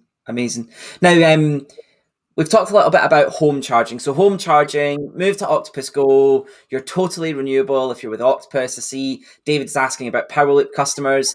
We will come on to Powerloop with Tom, because that becomes a little bit more tricky when we're talking about that glue or where we want to go. Connecting that into a smart tariff today doesn't help us to understand how we use that product better, but we'll come on to that with Tom. For those of you who are wondering what I've just said, don't worry about it. We will come on and help you understand that. But there's a bit around sort of like, if you're on a renewable tariff, that's the best thing you can do, because essentially your energy that's in your car might not be completely renewable, but the same amount of energy somewhere on the grid is definitely renewable. And if everybody did that, we would start to have the investment in that tech to move away from coal and other things as well, right? Indeed. I mean, Octopus Renewables, our sister company, they have a massive portfolio of, I think, around like 300 projects that supplies 2,800 megawatts of power, I think. It's enough to actually supply 1.2 million homes last year. And it's that kind of, because I think the total makeup for the global kind of renewable energy, I think it's only 14%. The UK, we're getting there. It's a bit more progressive, but overall it's still quite low. So it's these kind of like projects furthering that can really help us get where we want to be. Absolutely. So that's how we charge at home. So we charge up every night. That gives us enough energy to keep going through the day. That allows us to get to work, get to maybe go swimming, go out for a bike ride, that kind of thing, depending on what we're allowed to do in the next coming months. But for long distance travel, we use the rapid chargers. We use DC charging. So we use charging that is much faster, it's much higher powered, but we can do some clever things with that to make sure that that's renewable as well, right? Because we're essentially charging a big battery pack to then charge another battery pack. We can sort of choose when to charge them. And I think there's a little bit that sort of links to the vertical farming stuff that Zoisa has been working on as well there, I think. Well, there's a huge link there because she's in charge of both of those. But I think it's harder to envision it in an electric car or in a charging situation because we think about that being used all the time. But when we explain the vertical farming, we can understand how the plants don't really need to know when it's the actual time. They just have to think that it's daytime or nighttime, right? Exactly. Yeah. So for those of you that maybe don't know, with Agile, in fact, Toby, do you want to talk a little bit about Agile and how that works? And then we can talk about how big charging, we would always recommend going to Octopus Go for your home charger, right? But Indeed. for being on the road, businesses, they are able to buy energy at certain times and make sure that it's actually green. So rather than just the makeup or they're offsetting or they're making sure that they can actually be pretty certain to within like 10% that their energy is green, right? Yeah. So with Octopus Go, we'd always recommend it to kind of be standard individual. If you've got like a family, you're coming back from work, you're going to be cooking in peak times, you just want that flat rate that Octopus Go gives throughout the day. So it depends on kind of location, postcode, but it's something about, it's around 15 pence, which is actually cheaper than the kind of current tariff being offered on the market. This gives you a nice bit of certainty that you're never going to be kind of paying loads more in peak times, and then overnight you can have that really cheap rate to charge up your electric car. There is another smart tariff called that Octopus offer called Octopus Agile, and this actually mirrors half-hourly pricing data depending on demand on the grid at the time. So there's a nice graph on our website which you can take a look at, but it basically shows that at peak times, kind of between 8 and 9, when everyone wakes up, puts the kettle on, turns the light on, demand spikes. And because of that, the actual wholesale price at the time spikes with it. It perhaps goes up to something like 23, 24 pence per kilowatt hour, which is obviously a lot higher than the 14, 15 pence you'd be paying on Go. However, at non-peak times, perhaps in the middle of the day, or especially overnight, where demand is really low, that wholesale price significantly falls, and it actually kind of stays around often 2, 3, 4, 5 pence per kilowatt hour for a long period of time overnight. And if you have the smart functionality, if you have that smart tech that you can integrate with this tariff, it can lead to huge savings. For example, if you can charge your electric vehicle at this point, it's almost like that Octopus Go kind of time frame where it's really cheap. Amazing. If you can start your washing machine or your dishwasher to start at 3 in the morning rather than doing it when you get home straight away, you could be paying kind of 2 pence per kilowatt hour to do that instead of the 14, 15. It is these smart tariffs that provide that price incentive to shift your kind of behavior patterns, your lifestyle, to using kind of appliances later on that can save you money. It can really help balance the grid. Obviously, kind of the standard individual isn't going to be able to kind of be on Agile and be able to kind of support that lifestyle just yet. I've actually tried to convince my dad to be on Agile because he works at home. He could definitely make some savings. But I have 3 younger siblings who still live at home. He says, Toby, I'm not going to be able to convince my little sister to kind of like not turn the television on at this time, wait till later to be able to save money. I'd rather be on Octopus Go that has that flat rate. However, a lot of electric vehicle drivers are really into their tech. If they've had an EV for quite a while, they might have like a lot of smart functionality out of their homes that they can really control. And if you can shift your consumption to later at night, and it kind of doesn't really affect you when the dishwasher's on, for example, can really make a huge saving. Yeah, and then partner that with a different charger that we have a partnership, Omi, which have a smart wall box and cable. This can be directly integrated with the Agile API. So the Octopus Agile rates come out for the next day, the day before, I think about 4:30, 5:30, and the API can use those rates when you're plugged in, your EV, you could kind of put like charge when kilowatt hour is below kind of 4.5 pence, and it will only charge in those half an hour windows when it's super cheap. So another example of smart tech that can really save you money. And then lots of sort of for charging outside of your home, lots of businesses have started to get involved with Octopus Go and with Octopus Agile for Business, really, with the idea of charging cars. So we have lots of partners that use Octopus Energy for their chargers. So I'm thinking Osprey, I'm thinking Ionity, I'm thinking Chargy. They all use Octopus Energy. And I think it was something silly like 75% of all charging companies, not of all chargers, because that's a very distinct difference, but of all charging companies in the UK used Octopus because of these innovative tariffs and the way that they worked. And then that allows us to tap into that energy for your car through your bill, right? And that then means that you can be even more certain that if you're using an Octopus Juice, or if you're using an Octopus electric juice network charger, you can be even more sure that your energy is as green as it can be, right? Yeah, I think a great example to use is the partnership we have with actually Arsenal Football Club. They have a massive battery storage capacity at their stadium, actually at Emirates. And on the Agile tariff, they can fill those batteries up at times when demand is really low, perhaps overnight for like a really cheap rate. Then during the games, to turn on their floodlights, they can then use these batteries to power the floodlights for, perhaps if they fill them up for like 2 pence per kilowatt hour, a really, really cheap price.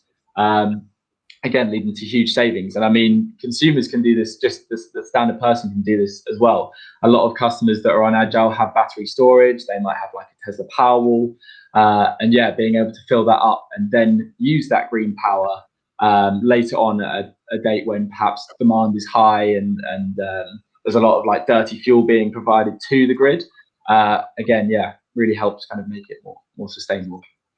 I think it's interesting there that we talk about that. Like, renewable just tends to be cheaper as well because the investment's already been made, right? That's why we can say that this is cheaper, is because the investment in building a wind turbine is fairly expensive, but once it's been done, it's done. We don't have to go and buy more coal to go buy more wind to blow at the turbine, right? Yeah, and the more and more customers we have and the more kind of generation we get, the cheaper it will become. And Octopus has always strived to provide completely 100% renewable power at the cheapest possible price. It will only continue to fall as it grows. Amazing. So what we were talking about there was this ability to charge up batteries, whether that be in your car or whether that not be in your car, at cheap rates when the energy is greener, and then be able to supply that at times that it works. Now, an example of this would be the Ionity network, which is a charging provider that's been built out by the VW Group, Ford, Daimler, BMW, and Hyundai. And what that means is that you're able to go and tap in to an Ionity and charge up your car, and you know that energy is coming from Octopus. Because that energy is coming from Octopus, we can see that energy entering the charger. And we can also see that if you are at that charger, we can see from your card. Do I have it on me? Yes. Just here. It's almost like Blue Peter, like something I prepared earlier. So this here, we can see that it's me that has electricity coming into my house from Octopus. And we can also see that there's electricity coming in from Octopus to this charger. So what we can do is complete that circle, circle that square, for want of a better phrase, and be able to tell that energy can go onto your energy bill rather than you have to pay by contactless or pay by another card. I mean, I've got one from this, we'll cover that up, but another one there that helps you understand.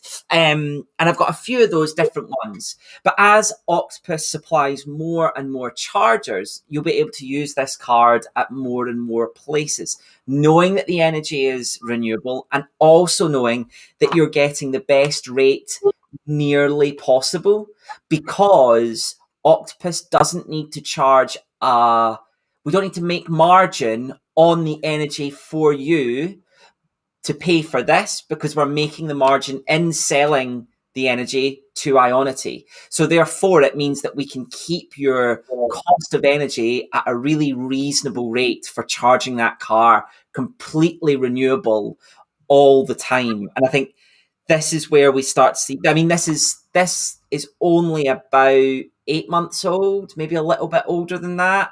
Or actually, that's a lie. The idea's been around for about 18 months, but in terms of customers getting their hands on cards, it's only been maybe 5-6 months that it's been there. It's such an amazing solution, the electric juice network. It's really going back to that kind of holistic approach that we provide. When charging infrastructure first started kind of being rolled out, there were so many different networks, so many people trying to get involved, but they all have their kind of their own apps, their own way of paying. And if you had an EV and you were searching for a charge point, you rocked up an Ionity one that had a different kind of app. You need a new card for each one you had. You'd have to have like 6 cards, 6 different receipts. It was so confusing. It was expensive. Yeah, you wouldn't be kind of guaranteed that it was 100% green like it would be coming from us. But with electric juice, it really provides that centralized system in which all of these different brands are on one network. Just using your little electric juice card to be able to tap in, this then puts that charge on your Octopus energy bill, keeping everything in one place and just making it so much easier. It's a really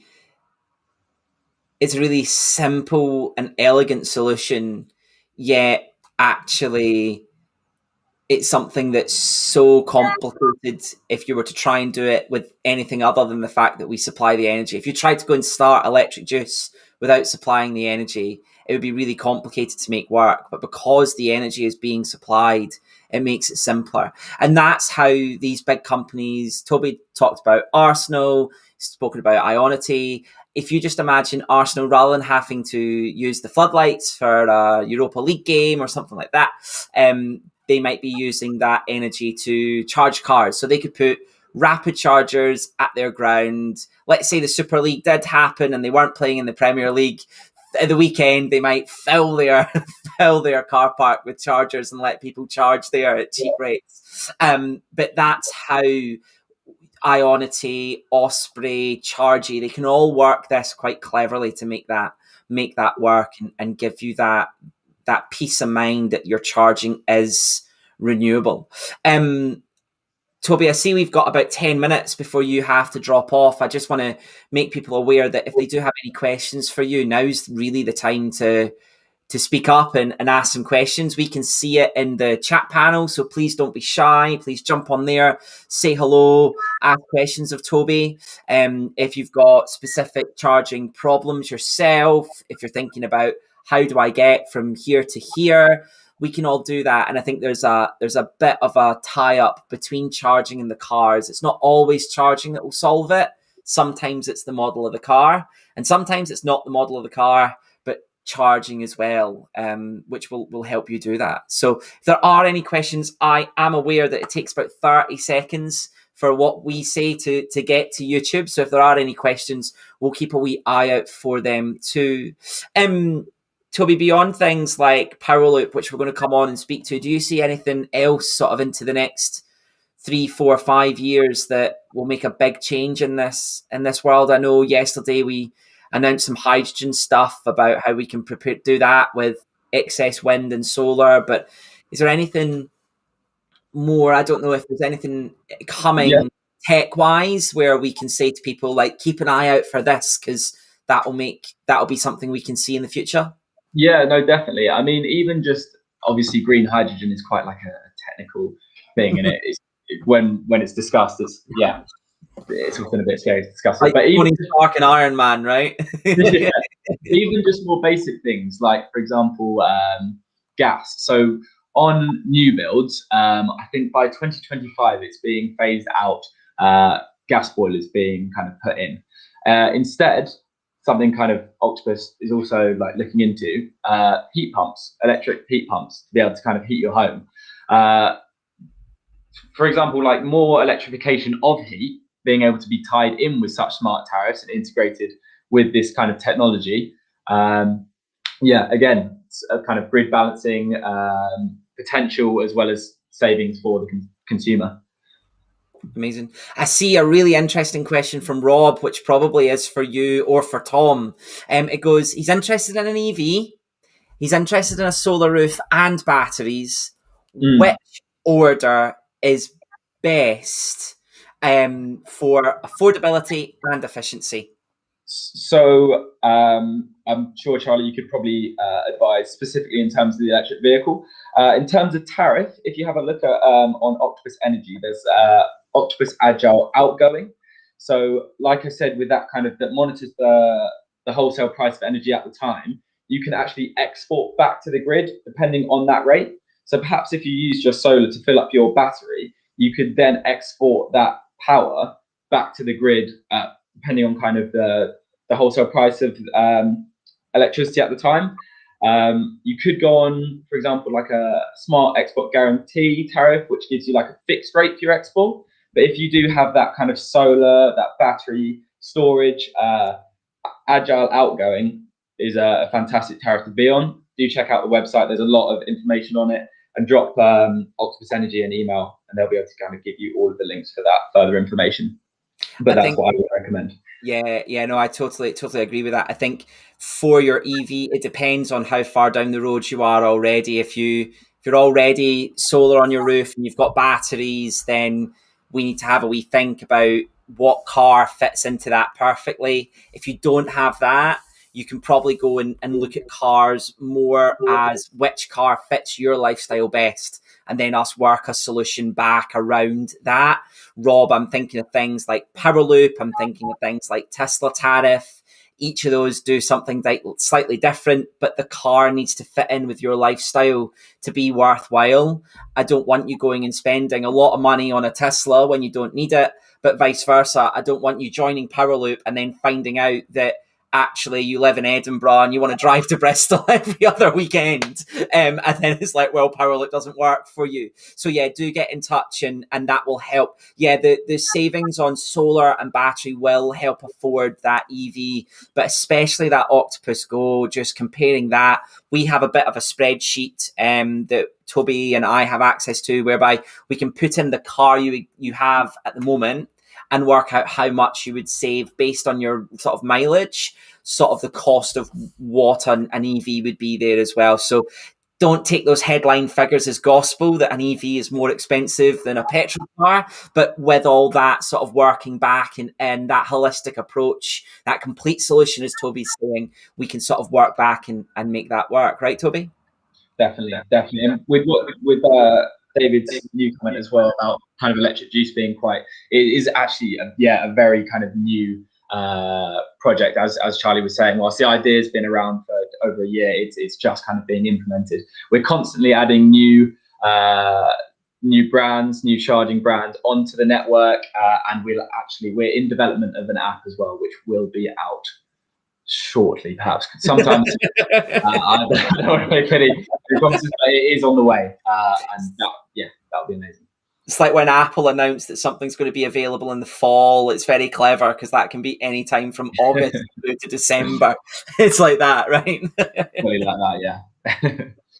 Amazing. I suppose, Toby, we've got a couple more minutes, so we might see some questions coming in. We're going to run the exact same way as we did with Jake. We're going to pause for like 15 minutes, allow people to go get water, jump to the loo, that kind of thing, and then we'll be back with Tom at past. Now, Tom is going to continue this discussion very much, Rob, around that battery storage, that solar, and also where these cars can go. So where these cars start to become part of not just the transport solution, but how they can impact this energy solution as well, and how these can work hand in hand. Because right now, what Toby's saying is that the way the world works right now is that as long as you get a renewable energy tariff and you have an electric car, you can be fairly certain that you're doing the most you can to make your transportation as green as possible.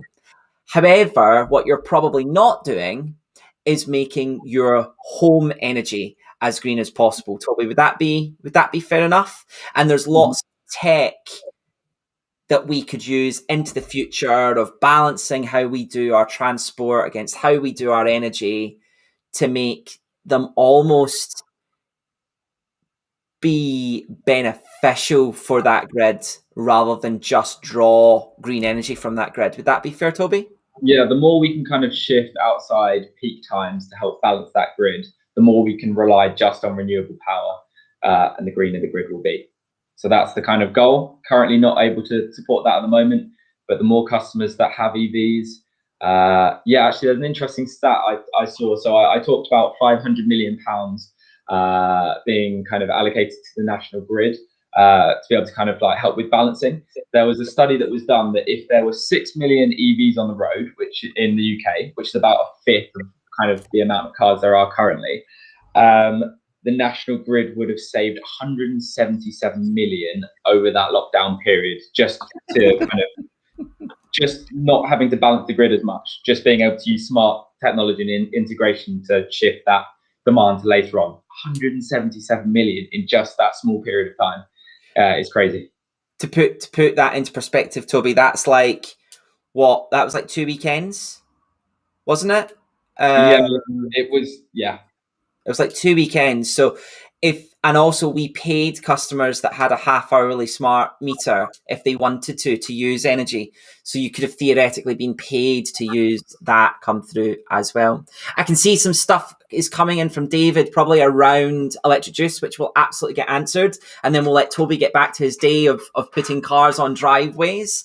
So David, let me just double check. As you say, everyone has got to go to the fuel station to refuel currently. Yes, absolutely. We'll be charging their EV at home. This sacrifices from most journeys, which are mainly local. Yeah, absolutely. I would agree there, but I'd also agree that most journeys right now that I would do are local as well anyway. So one needs a car to charge when on a longer journey. I've been wondering about that. So this sacrifice. So one only needs to charge the car when on a longer journey. Yes, so you only need to charge at a rapid station when you're going on a long journey.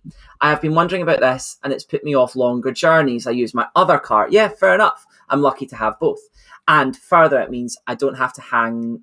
Further, it means I'm going to have to hang on to it. Yeah, I don't want to pay a monthly subscription for occasional use. I want to turn up to a charger en route somewhere, pay for a charge using a credit card, and have a light meal while doing so.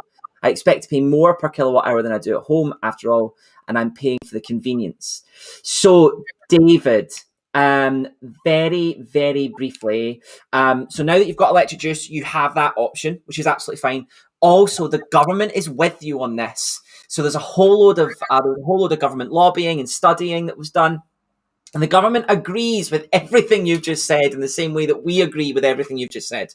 For me, one thing that would be better, and I'm not going to mention any specific car brands, but if you could turn up, plug in, and the car does your electric juice for you, that would be amazing, right? Let's say you plug in and the charger goes, that's Toby Greer's car. He's on electric juice. I know that we can just bill this back to here. That would be amazing. And there's a certain car that does this already at all of their own chargers, but it doesn't work at multiple chargers. So the government is helping to research that. That's part of what electric juice is really looking to the future of, is can you turn up, plug in, and the payment is not done at the point you charge, but is done at a later date or somewhere over here rather than at where the charger is, if that makes sense. But the government's also said that every new charger that's going in has to be able to do contactless. So you're going to have to be able to use your contactless card to pay for that. Now, right now, we're still going through a phase of updating chargers. So that means that not every charger has that.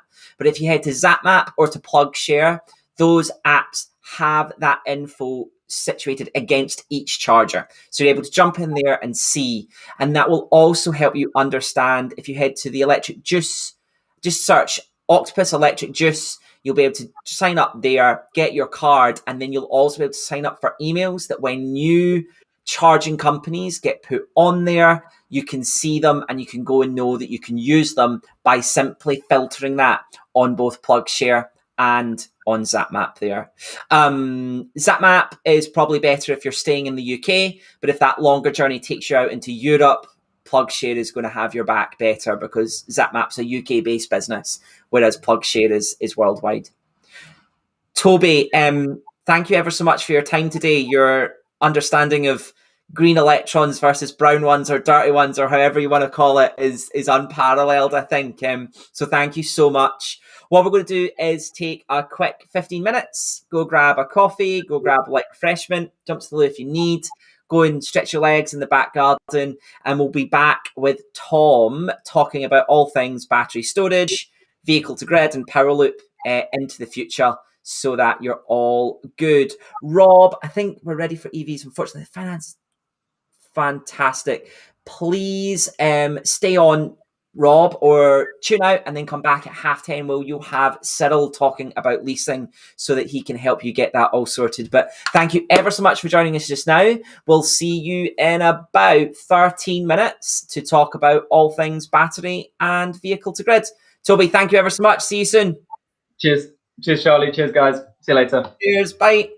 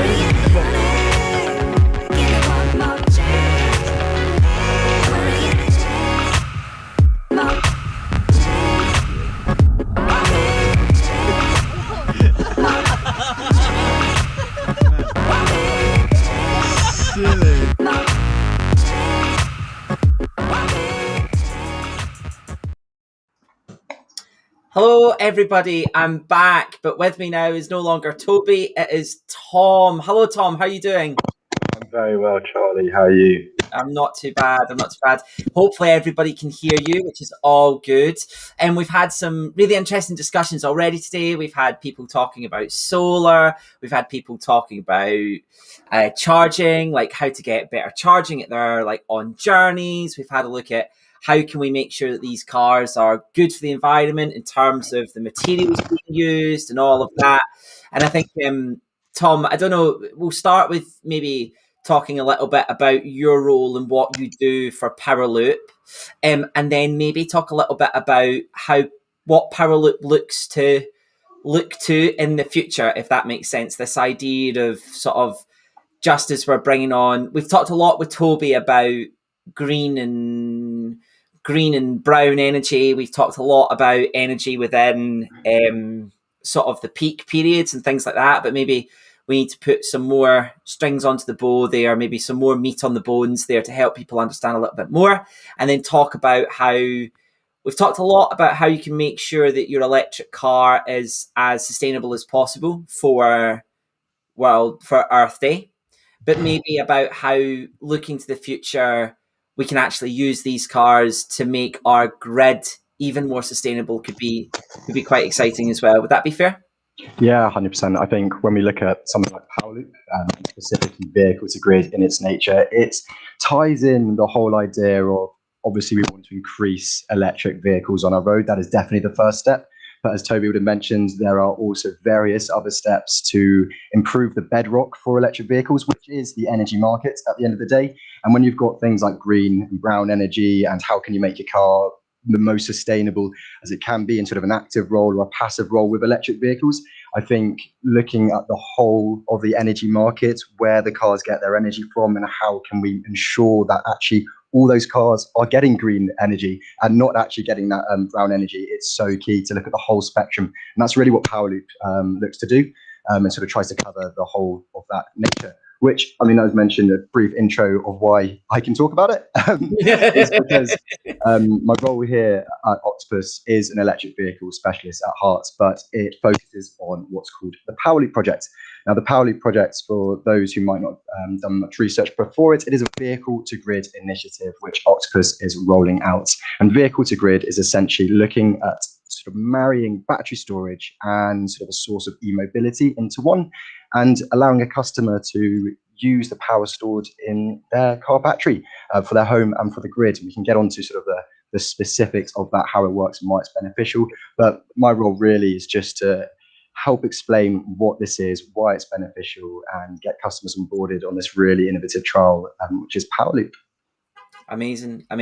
We've spoken with Jake about how we get bums on seats, so how we get people driving EVs. I've spoken with Toby about then how we make sure that that energy is renewable. And I think Powerloop is that next stage of sort of looking at not only how do we make sure that that energy is renewable, but how do we use these big sort of these big vats of green energy sucking things to provide more energy or better, greener energy. I know David has asked some questions about tariffs on Powerloop. Obviously, we're speaking a bit about tariffs and how do we make sure that's all okay. But I think other people, Rob was asking about, like, I'm looking at getting an EV, I'm looking at getting solar, I'm looking at getting battery storage. What's best for me? And I think lots of people at this point could be going, you want to join Powerloop, you want to join Powerloop, you want to join Powerloop. But Powerloop's a little bit more complicated than that, isn't it, Tom? Because it's trialing the efficacy of this product rather than actually something that we know 100% is definitively going to help customers. We know that it will definitively help our grid. We know that for certain, but there's not much point in us asking people to invest in that, I think, if you as a customer aren't seeing benefit. Would that be fair? Yeah, absolutely. I mean, I think to start off, it's key to learn that Powerloop's a project. With all kind of technology, you've got to walk before you can run. And that's sort of exactly what Powerloop is looking to showcase. So really, vehicle to grid in its nature. I mean, RSC had a fact we have now 239,000. Tom, very, very briefly, I think there's something weird going on with your microphone. I don't know if it's bouncing off your chest or whether or not the cable's a little bit rattly. Is that any better? I've moved up the microphone a little bit higher. If it's not, I'll unplug it completely and we can go.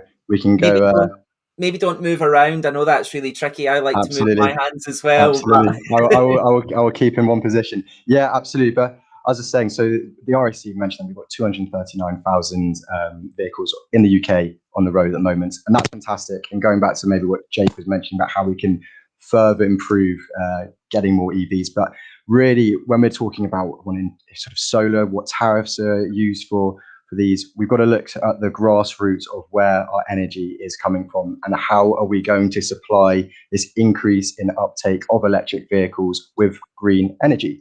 So I think first off, it's always useful to look at the wholesale energy market, understand how that works and really what the problem is we do face, and then maybe go on to discuss how we can actually take an active role addressing it, and then link into maybe sort of the solar aspects, the ideas of different tariffs with Powerloop, and why Powerloop in its project phase has certain parameters to allow vehicle to grid to start running. And then once it's sort of started to run, we can actually see it flourish and actually achieve the task which it's meant to be, which is ultimately balancing our grid, ensuring we're using renewables efficiently and getting electric vehicles on the road. But I mean, to kick it off with the wholesale energy aspect, our grid is hugely complex. So anyone who's watching who understands the grids to the ends of the earth, I will be simplifying it. But ultimately, on our grid network, we have huge peaks and troughs. And This is fine. We understand this to be the case. We're going to be demanding energy at different times. However, I think the big issue we do see is a period between 4 and 7, which, well, normally was a time when we would come home from our offices, but sometimes now probably move out of the bedroom office and turn on all our energy devices. What this does is it drives up our demand on our grid network. And I mean, as Toby probably mentioned, this is where the issue of, yes, we can say we've got 100% renewable energy being provided, but naturally, renewable energy is intermittent. So there's not always the case that your household will actually get an electron from a wind farm or an electron from a solar farm. We have to compensate for that increase in demand. And we can do that. We're not going to sit here and say our grid's going to sort of blow up and burn and we're not going to have a power cut across the whole of the UK. But what happens is we have to tap into dirty industries, dirty energy. And ultimately, on Earth Day, this is something we don't want to be doing and something we don't really want to be talking about. We want to be relying on renewables entirely. So this problem is something which we call peak loading. And it's ultimately this issue of having huge peaks in demand in a certain time, which we simply can't supply the renewables for. So the question comes to ask, what can we do about it? The big thing we can do about it is creating a more balanced grid network, a more balanced demand system, and actually more balancing in our renewable supply. So I think a really good way to understand this is looking at the London tube system and taking peak hours on the London tube system and also taking the off-peak hours on the London tube system. Now, anyone who has travelled on the underground services from sort of the hours of 5 till maybe 7 will understand there's a lot of people, maybe not at the moment, but there was a lot of people and it was hugely stressful. Now, almost I want you to imagine this to be our grid network during the hours of 4 and 7, so that peak period in demand I was discussing earlier. And imagine the passengers on the tube system actually being electrons on our grid network. It's hugely inefficient. It causes huge amounts of stress. And ultimately, the system doesn't work in a natural way we want it to. And this is a similar light on what's happening on our grid network. It creates huge amounts of stress. We have to tap into dirty industries, and it's something we want to try and avoid. Now, if you think to the hours of a tube system, maybe when there's night tubes, it's a lot calmer. There aren't as many passengers, and it's just a lot more efficient.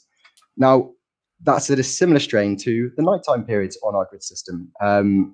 We have a surplus of renewables, and we want to be able to use this. So ultimately, what we're trying to do with peak loading is a balancing act, is to take these peak demands and off-peak demand periods and actually create less fluctuations and make it more seamless. And the way which we do this, and I mean, I think also we get a lot of questions about this, where it's so simple to say, oh, we're going to create a balancing act on our energy network. But what happens when we're electrifying heat, for example, when we've got this target of 2030, 2035 about ending the sale of EVs and hybrid cars and having our net zero 2050 targets and 2035, 73% cuts of emissions, all these sort of targets and increasing sort of electrical assets, it makes you, I suppose, especially for me, a bit worried about how are we going to achieve it. The way which we do achieve it is by taking a more active route with electric vehicles and with renewables. Instead of just investing in an electric vehicle and a solar farm, you need to invest in something like battery storage, which complements the two perfectly. In the way which that works is it would take in the surplus maybe at nighttime and then release it when it's needed. So that can actually start to create that balancing act. I know I've sort of gone very quickly into how Powerloop works, and I'm sure there's some questions which we might want to cover, but I thought it'd be a good intro to energy market and the problem which we're looking to face. Well, I think Tom, what would be cool is to actually explain what vehicle to grid does, in its rawest and simplest form now, separate from what we've just spoken about, and maybe then people start to marry up what they can understand. And then that might draw out some questions, and then we can answer those. And then we can have a think about the future of EV, the future of autonomy, the future of ownership, and how vehicle to grid also ties into this idea of not owning your car or having your car make money for you, which all sounds like, what earth are these people speaking about? Especially when Uncle Elon Model 3 going up in 7 years' time rather than depreciating. People are like, what? He's talking rubbish. I think there's a lot there that we can maybe start with the idea of how vehicle to grid works. Yeah. Also, you wrote your thesis on this, right? It's not like we've just brainwashed you with all of this while you've been at Octopus. You actually wrote your thesis on vehicle to grid technology as well. Yeah, absolutely. And it was specifically looking at our charging infrastructure and how it's going to support this uptake of EVs, which we see sort of in the horizon, actually in coming ever nearer. So really, how is our charging infrastructure going to support this? And really, this comes back to that concept of battery storage and what really vehicle to grid is. So vehicle to grid in its simplest form is using your car battery as also a battery storage system for your house and the grid. Now, the way it operates is we love batteries at Octopus. As mentioned, we see them going hand in hand with investing in renewables, because what it's able to do is take that surplus power, store it, and then release it when it's needed. Now, the issue which we sometimes find with domestic batteries, which are great, I mean, trigger words coming, but it does decentralize the grid. It creates more autonomy for the customer and sort of gives you more visibility over your energy usage and what your output is as well. But when it comes to battery storage, especially in homes, one, you need a place to put them, and two, they can be hugely expensive for the size of the batteries they are.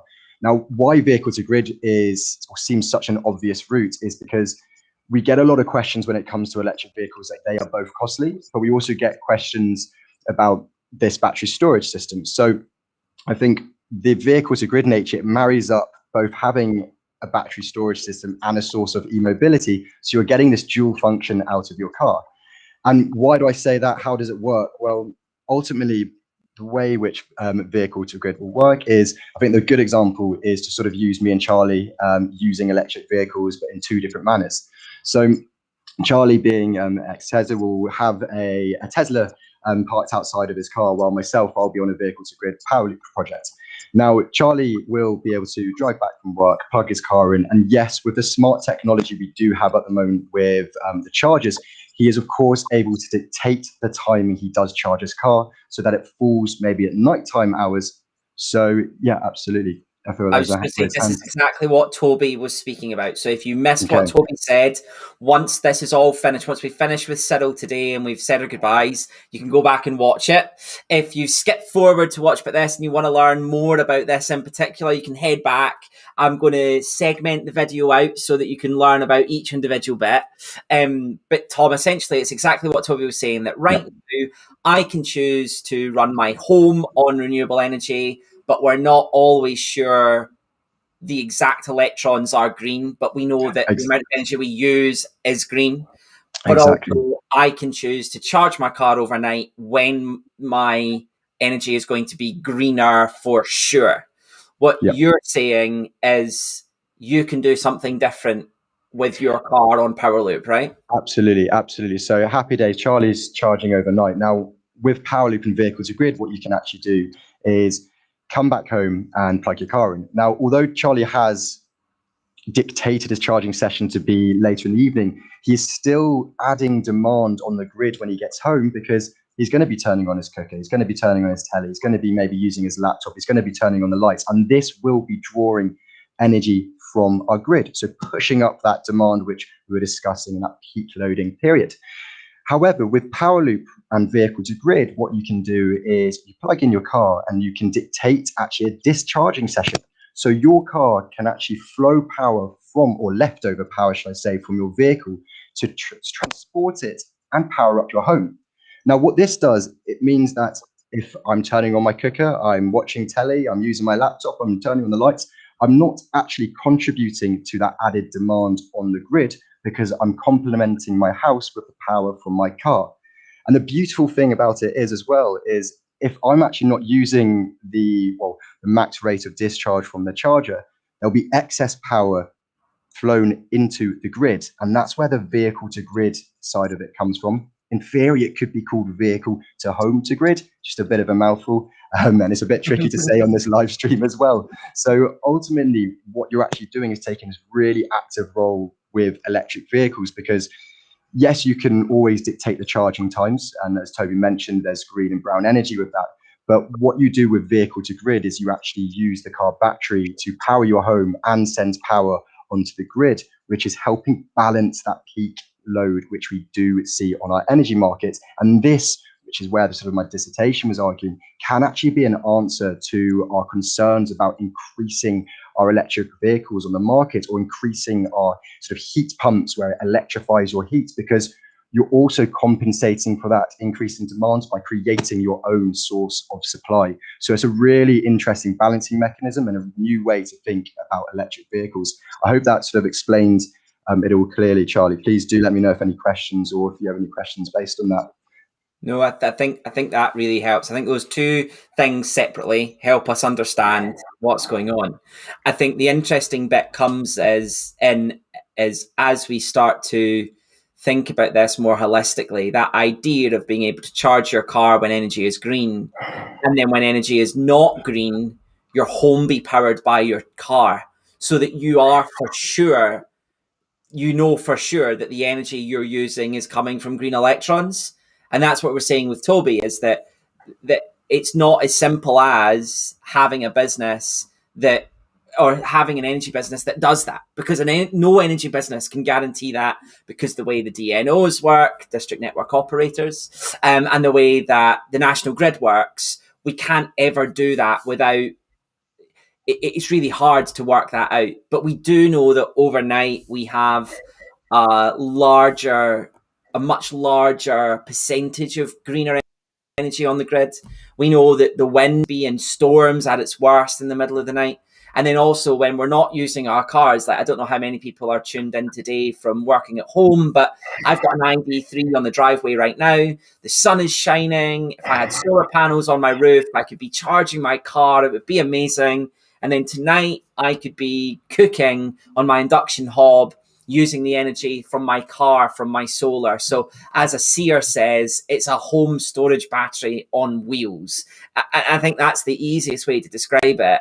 But Tom, I don't know if you could maybe talk a little bit more about how home storage itself will grow our ability to have renewables, because like right now is probably a prime example. We have a lot of sun in my neck of the woods right now, but not very many people will be home, especially during non-COVID times. Not very many people would be home right now.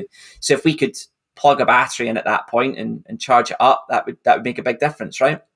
Yeah, of course. And I think this links back to that, and what you're just mentioning there about at nighttime, there might be a surplus of renewables on our grid network, and it's all very well us charging up our cars during this period, but once you suddenly include a battery either at home or, as Cyril says, on wheels, it suddenly means you can just immediately store this. And I think what's been really interesting is the impact COVID has had on the energy usage in the home compared to in the office. Because as you say, if you are in the office during today, for example, and you had solar and a battery pack, well, you would be powering up that battery pack because no one's at home. And then when you get back, you can actually just use that power you generated. And that removes you as a piece of demand on the grid. And it's this balancing act which has been the constant discussion since renewables first started about, are we able to do it? And this is where batteries in themselves, I think, hold the key to the future of becoming net zero in 2050, and hold the key for us actually to promote electric vehicles further, because it does solve all issues of the fluctuating nature of renewables. And there are so many renewables out there which can be used. I think a lot of people do focus simply on solar and wind, but there's tidal as well. If you can tap into that and start storing energy from there on larger commercial bases, it becomes hydro in Scotland or Wales is huge as well. There's huge things there. I think the thing that we mentioned there is about maybe if you charged up like while you're at work. And obviously for people that are working from home right now, that'd be fine if you had batteries. But if you had vehicle to grid, what you could theoretically do is drive to work and charge there on their solar. And there would be an agreement between you and work about how much you pay per kilowatt hour and whatnot. And I think this leads us into the future of where this tech is really starting to go. And this idea that if you are a certain car manufacturer and you have thousands, if not hundreds of thousands, close to millions of cars on the road in Europe, you might not have millions of cars on the road in the UK, but it wouldn't be hard to suggest that some manufacturers are close to hundreds of thousands. You then have this huge ability to be able to help the national grid in a very tricky situation. One of those trickiest situations, if I remember, was, I don't know, you weren't with us at the time, Tom, but I think it was when Liverpool played Tottenham in the Champions League final, because the national grid was very aware that, you've got fans in London, fans in Liverpool, and most people have somebody in their house that would be wanting to watch that Champions League final anyway, all tying back together to having two places in the UK demanding lots of energy in pubs and at home. And then the people that weren't wanting to watch Champions League were at home and using all of their energy intensive stuff because they didn't want to go down the pub. So all of a sudden you saw this for somebody like VW or Ford to be able to say to the national grid, right, see, when you have a problem here, our cars will provide energy for you, allowing you to reduce your reliance on coal in this area, or even to reduce your likelihood of a blackout in this area. Incredible, right?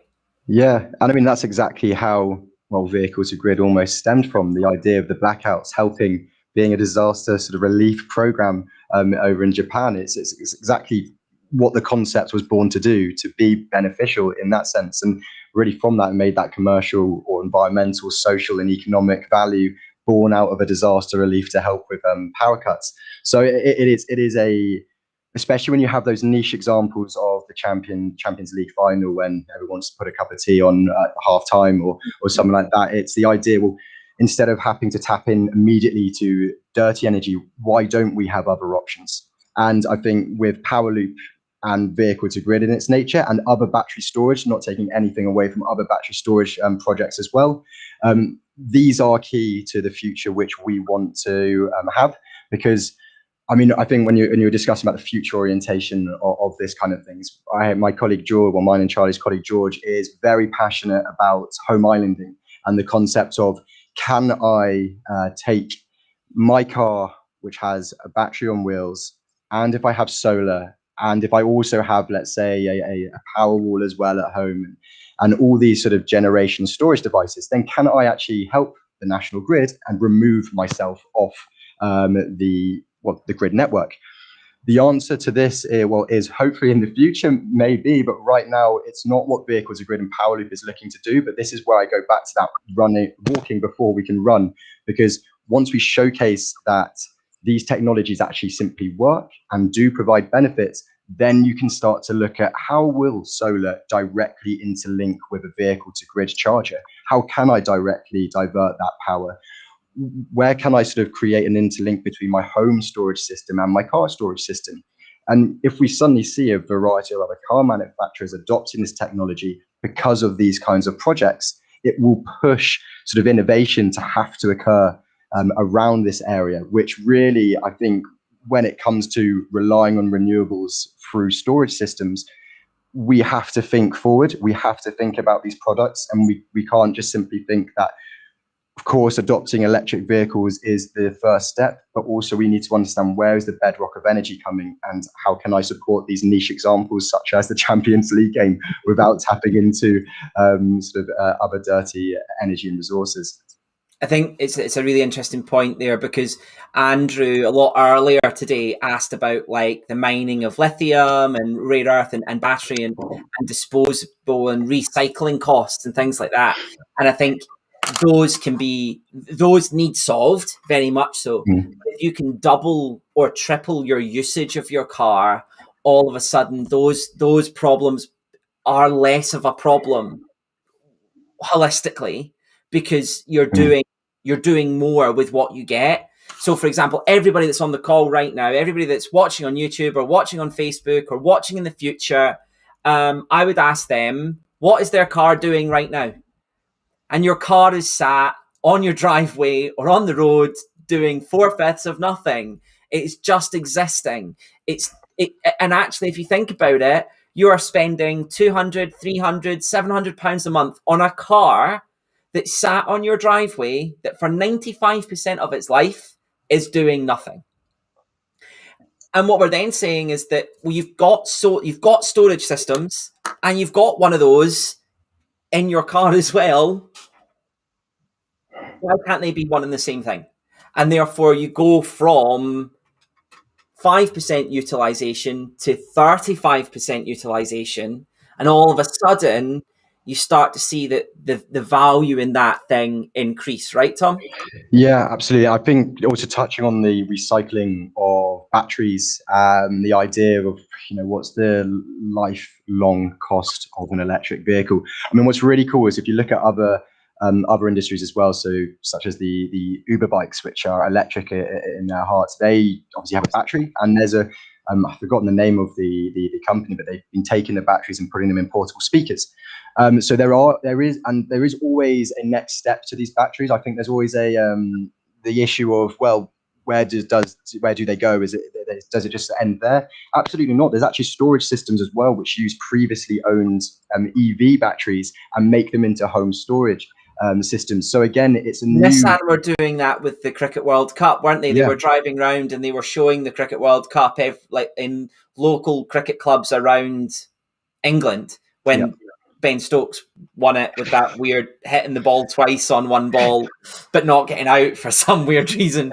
But Nissan were going in and they were installing solar and old Nissan Leaf batteries at cricket clubs so that they didn't need to be connected to the grid anymore and could just basically run on solar. And then when it rained and the solar wasn't there, you could be warm for 2 hours until the rain went away and you could play again.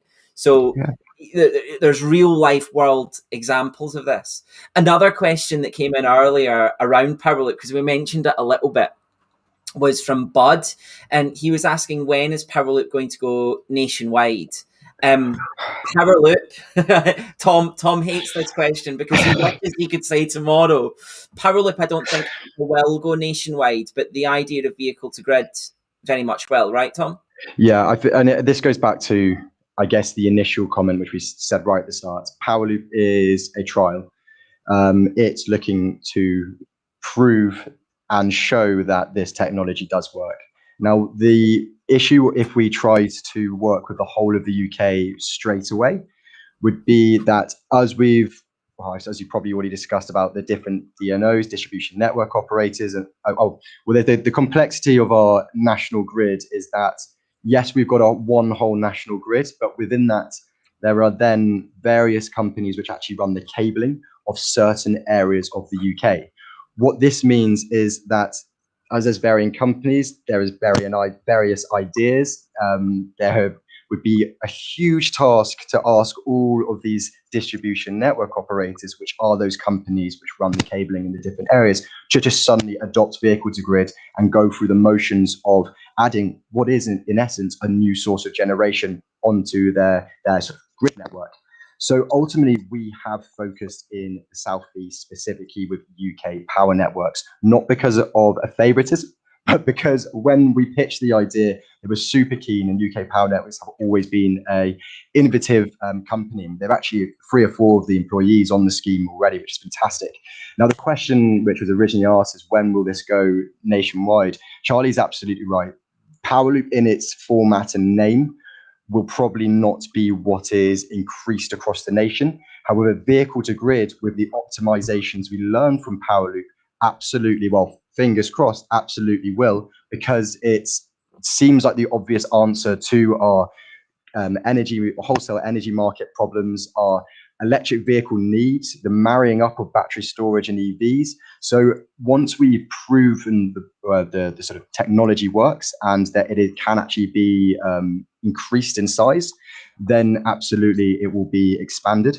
Now, what's the timeline for that? we need to do some data reporting before we can provide a specific timeline. So we do need to look at certain customers' routines, how it's being optimized, troubleshoots, which are amazing ops team and a project manager sort of are always on hand to do that. So once we've got all those sort of I guess teaming sort of situations with Powerloop, we'll be able to have more clarity on how we are expanding it. Amazing. And I think that idea of how we expand Powerloop, or how we expand vehicle to grid, how we expand that idea of powering your car from renewable energy so that the travel that you're doing is totally renewable, which is what we're talking about on Earth Day, then coupled with that idea that your car is now not creating any inner city pollution to the same extent as a petrol car. There's huge things there as well. I mean, there's some stuff that we'll come on and speak about with Cyril around tires and around brakes and around things like that. But the fact is, just by shifting and having a focus on these things as being something, manufacturers and energy companies are having to do things to make differences, right, Tom? Yeah, and I think when it comes to sort of manufacturers having to actually act on something, really that comes with noise. If you are able to make noise in a market and prove something works, then manufacturers or big companies will also look to get involved. And this sort of goes back to what charging system we do use with vehicle to grid and Powerloop. I mean, I think there are a lot of conversations which go around, and I know this, we're sort of going to discuss charging as well here, about what are the different charging systems there are on the market. Now, there are a variety. There's not anymore. It's starting to become standardized. But ultimately, if we're looking at vehicle to grid, it uses what's called a CHAdeMO system, which is a Japanese favored charging system. Now, we know, or customers who own EVs, or if you're just starting to look at electric vehicles, the predominant focus will be on what's called a combined charging system, or a CCS, in relation to rapid charge and DC charging. I can discuss AC and DC if we want in a moment, but just while we're on the sort of CHAdeMO and CCS discussion, with projects like Powerloop and with these other battery storage innovation projects, it pushes manufacturers such as Wallbox, who supply the actual charger, to invest in creating a CCS model, so more cars can actually use this vehicle to grid technology, which is what is key. So this again comes back to the idea that Powerloop in its realm is a project which is looking to showcase the technology and create a driving force for change.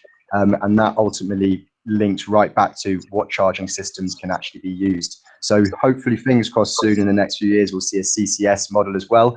And that might mean that we might see more car manufacturers adopt vehicle to grid. So our customers, who I know are avid lovers of the Nissan Leaf, but if you're not an avid lover of the Nissan Leaf, hopefully you'll be able to still get vehicle to grid in a car soon, once that CCS charging system is available and the car can actually use it.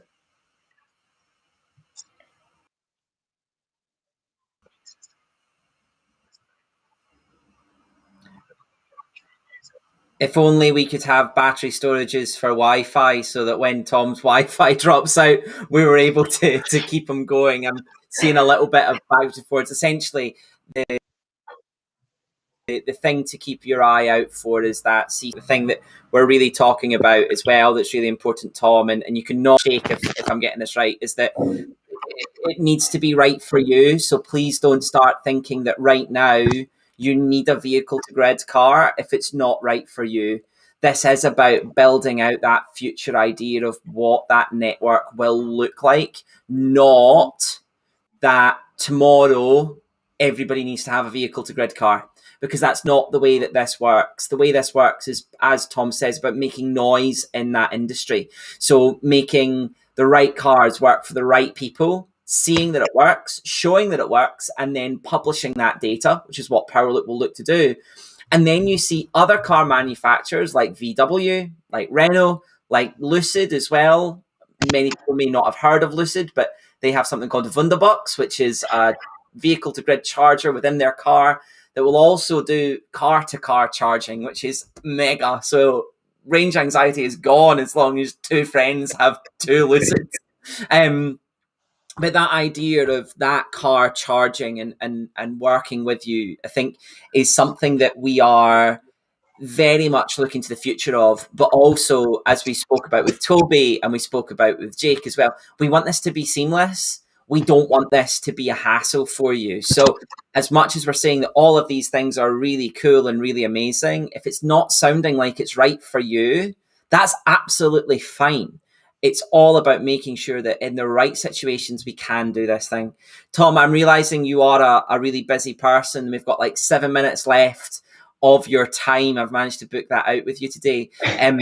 The stream is about 30 seconds behind. So if you're watching on YouTube, it's about 30 seconds behind us right now. So if there are any questions, please do have to say for about 30 seconds while I wait for that question coming in. Yeah, so there's been a great comment about our car powering our house, heating up our hot tub. I think this is really Tom's Wi-Fi. Tom, I think we're struggling with your internet. Can you send me, what do you want me to talk about? Send me your message on Slack. What do you want? Is it Young EV Driver about powering the hot tub with Powerloop? Yes, yeah, it's so cool, isn't it? We see that on socials. We should share that and let you know and see what's going on. Rob has asked us a little question about Tesla. He says he's got his heart set on a Tesla, but understand they're not doing vehicle to grid yet. But I didn't say that. So we would need to add home storage to the shopping list, unfortunately. Are Tesla planning an update?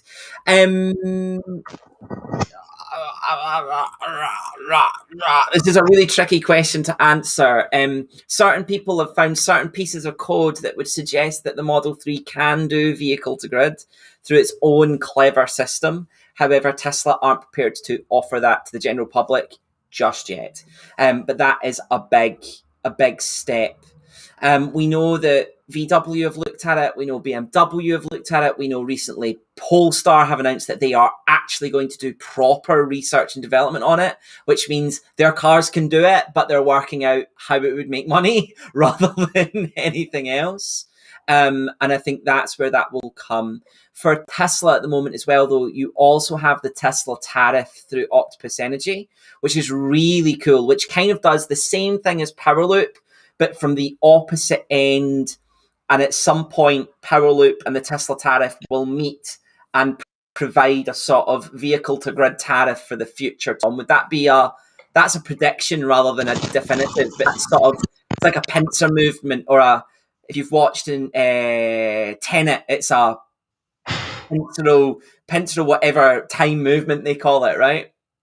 Yeah, absolutely. I mean, with other vehicles joining BTG and things like this, we have huge hopes. I think we get asked a lot, why is it just the Nissan Leaf and things like this? But it's not because we have favoritism on our side. We're here to sort of disrupt the energy market and show that these other innovations are here, and that's sort of what's core to us. So if we can help prove that this works, and then get other car manufacturers and, as you say, sort of Tesla style vehicles and whatnot on the projects, then happy days, we've done our job right. Amazing. And I think, Oliver, any thoughts on other vehicle types being made available for salary sacrifice? So I'm hoping you're meaning things with more or less than 4 wheels, because anything Powerloop is specifically different and is that it only uses the Nissan Leaf, but Powerloop is not a salary sacrifice product. For salary sacrifice, you can have any car as long as it does more than 100 miles of range. Whether or not that in the future then couples with vehicle to grid will be an interesting future, because there'll be questions around leasing, there'll be questions around batteries, there'll be questions around energy, there'll be questions around all of this, which is where Powerloop helps us to go and trial these things and work out what's going on first. And it comes back to David earlier asking about other tariffs on Powerloop. If we put other tariffs on Powerloop, we wouldn't know whether or not we can help you by making other things as well. So cars, motorbikes, amazing, Oliver. You can theoretically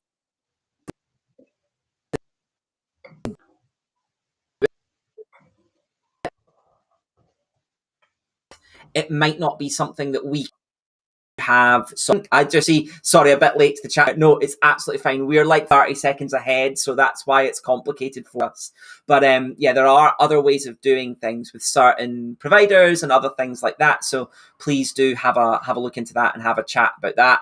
Hopefully, Rob Dolby as well. That's answered everything you've had around that. Check out the Tesla tariff. Check out what's going on there. Tom, any parting pieces of wisdom? Anything you want to share before we go? If people want to learn more about Powerloop, they join a workshop, right? Yeah, absolutely. I think with this, and you mentioned at the start that there are huge amounts of electric vehicle options out there, and it can seem a little bit daunting, but that is what we are here for as well. So I know Oliver's been discussing SALSAC, not necessarily Powerloop for vehicle to grid. That's a little bit out of my domain, but for myself, we're here to help your customer journey. So if you are wanting to learn about vehicle to grid and Powerloop and does it fit in for you, are you in the right area? We have workshops which we host on a weekly basis.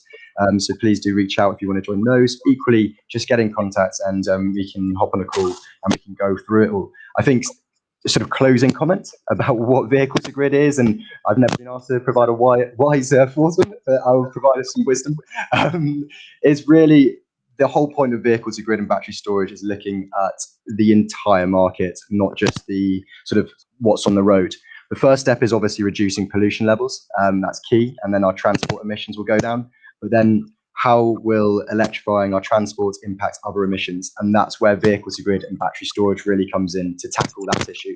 And I think once we get both those two tackled, then really our net zero targets absolutely spot on for, and we can have fun by powering up a hot tub with our cars. So I think that's really sort of the big picture is what vehicle to grid looks like, which is super exciting on my side, as you can probably tell. Amazing, Tom. Thank you so much. What we'll do is we'll probably wrap it up there, give people 10-15 minutes to jump to the loo, grab a tea or coffee, maybe grab some lunch before we have Cyril join us to talk us through leasing.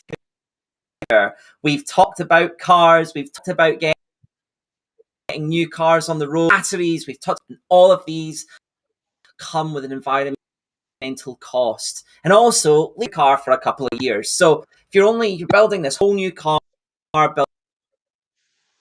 creating a whole load of carbon to do. Would this be sustainable? But that's what we're going to talk about with Cyril in a 15 minutes time. For any question with Tom, thank you so much for joining us. Thank you for giving up your time to do that. Hopefully everybody has learned a little bit. Can actually now not only use cars to reduce emissions on the road, but also you can use them to reduce, not just harness CO or harness green energy, but how we can use it to reduce our dependency on brown energy too. So thank you so much for that, Tom. No and we'll problem. see you again. Anybody does want to join a workshop and you're watching this at a later date, we'll pop it in the comment section below the description. You can see it there. You can come and speak to Tom at any point about Powerloop, but there's only a few spaces left on Powerloop. So if you want to join one of those workshops, you better be fast, right, Tom? Absolutely. The exciting aspects of a trial is that there does become limited availability. So we are down to our final two spaces. So do reach out if you are interested in getting involved. Amazing. Thank you ever so much, Tom. We'll see you, everybody, in about 15 minutes for Cyril and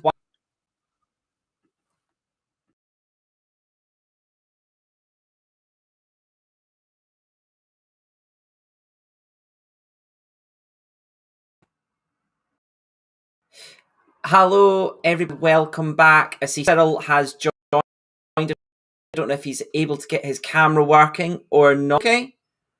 There we go. Fantastic. Hello. Hello. Can you hear me? There we go. Yes, absolutely.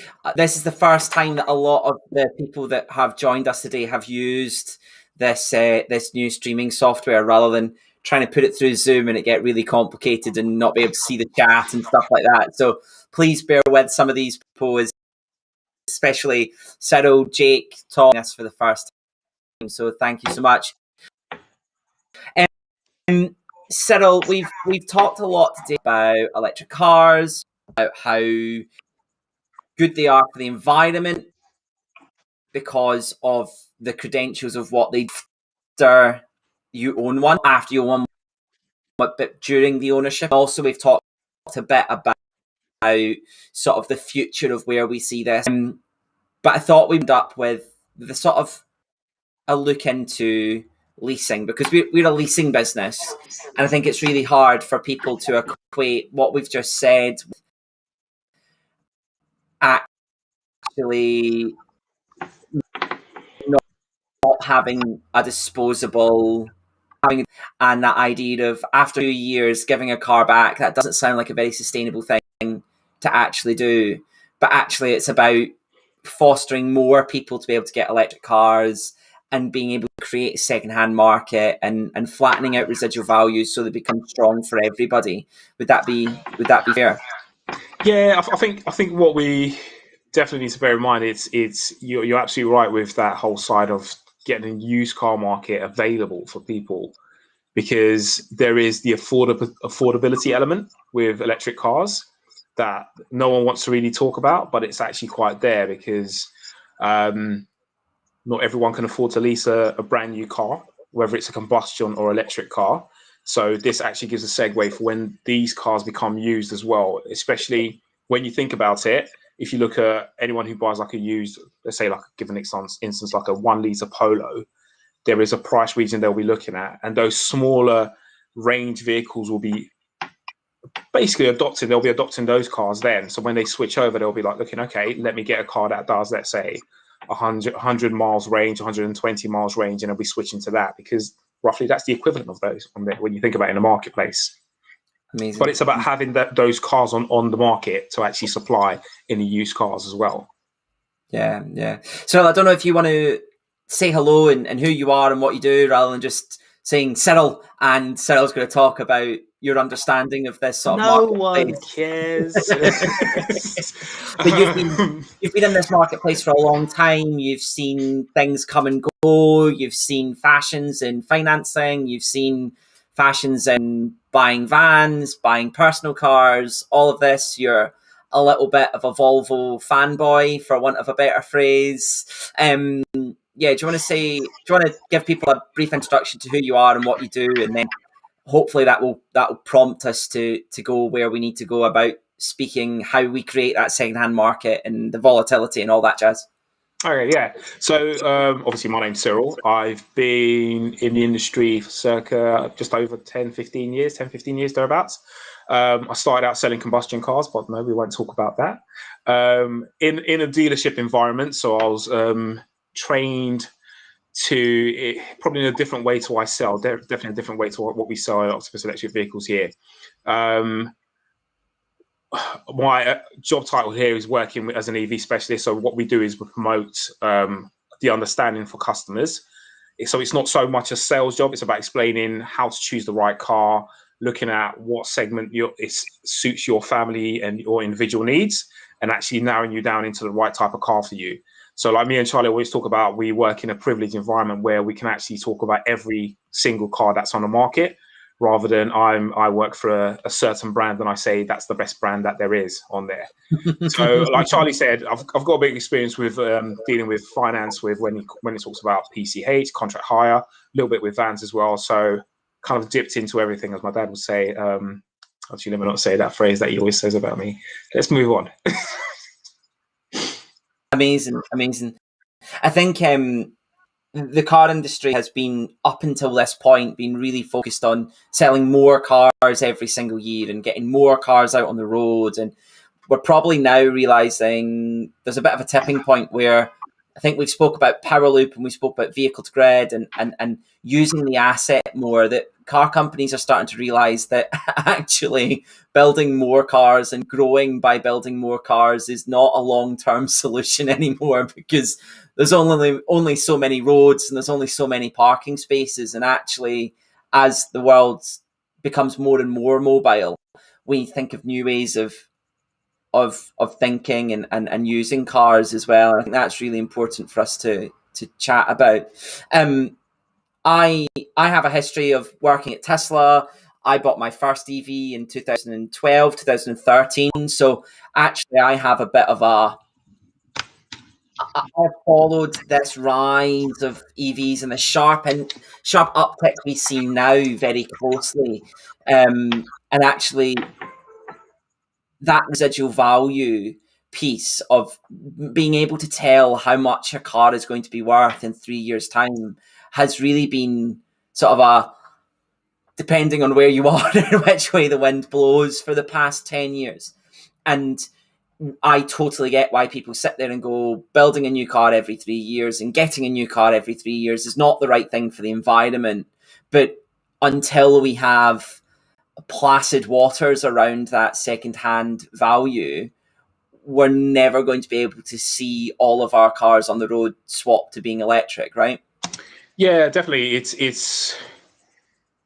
I think it's down to what everyone can reach and afford, and stretching it out to that segment on there.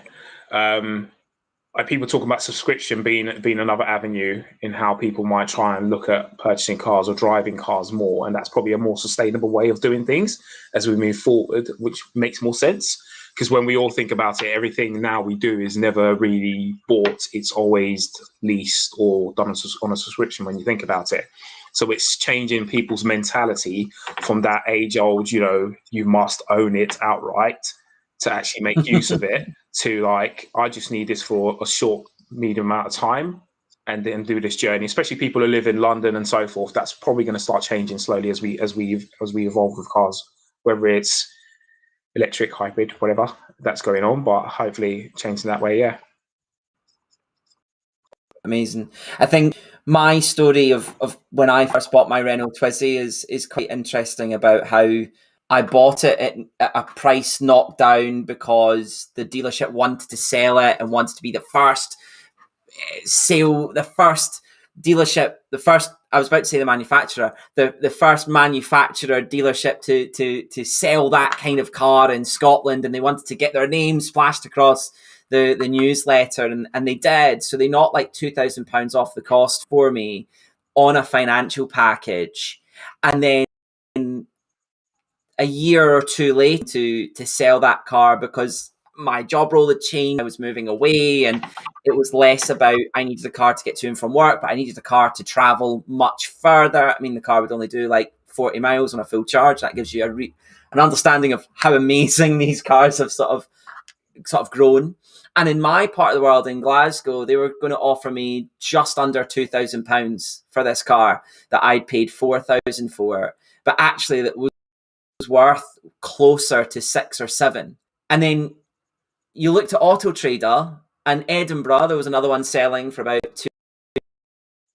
£2,500, £3,000, which was what that was going to do. And then there was another selling for close to £8, because it didn't have to be congestion charge, and it didn't have to do this, and there weren't that many readily available, and therefore that whole residual value really fluctuated depending on where you were. And now we're seeing so many new cars come on board with all different levels of technology, different things. We hear about vehicle to load, we hear about 800 volt architecture.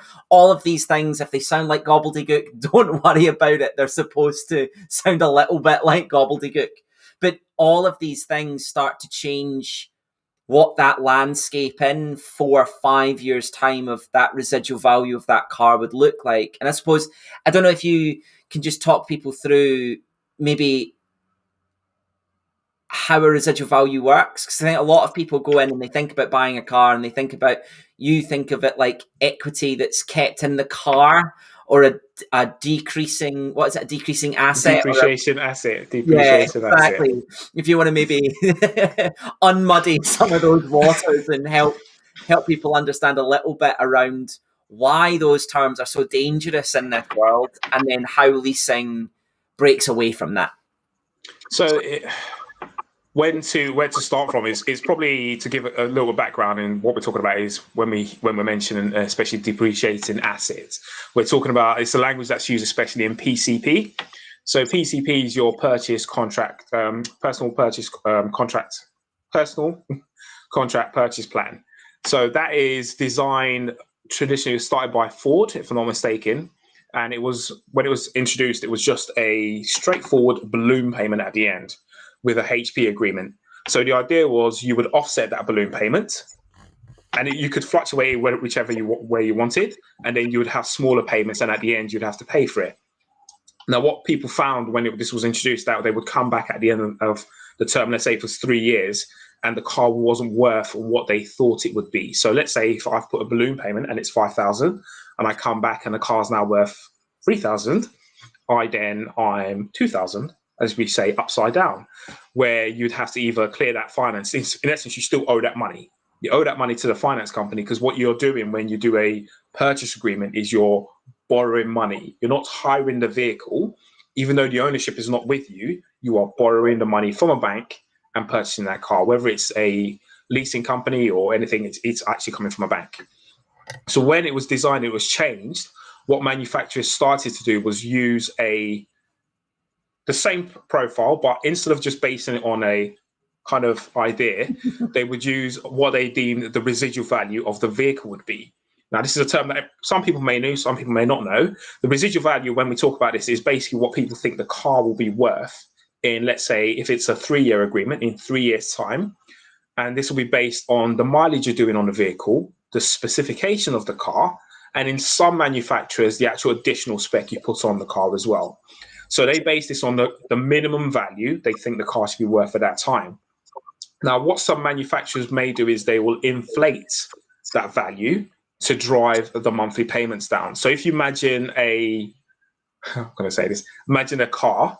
So imagine the boot side of the car is actually your residual value's worth. The rest of it is what you're borrowing, and then let's take the bonnet. Take the bonnet off, and that's your deposit. So that middle section of the car is what you're borrowing with some interest on top of it. Now, what people don't understand is that boot section with the amount that's left has actually got interest on it as well. So let's say, for instance, you come into a dealership, wherever you've bought the car from, and they've told you the minimum value on this car is now £5,000. You would then come back in 3 years' time, and you've got 3 options. You can either hand the car back, and that'll be the end of the agreement because you've given them what they said it's worth. You can part exchange it for another car, or you can pay it off and keep the car. Or sometimes they allow you to get an agreement and pay it off as well if you wanted to. So let's say, for instance, when you're part exchanging it, what will happen sometimes, and it's not always the case, you will have what they call negative equity. So negative equity basically means that you've brought the car back. It is now worth less than the minimum value. So in this case, your hand is either forced to hand the car back or buy a car that's not worth what it is in the market, what you thought it was. So and this is how sometimes some manufacturers, if you look at, let's say, Golf versus an Audi A3, why the payments are so similar, because in essence, the Audi A3 should have a higher residual than the Golf because it's an Audi. So that helps to draw down the monthly payments and actually make it, quote unquote, more affordable for everyone else on there.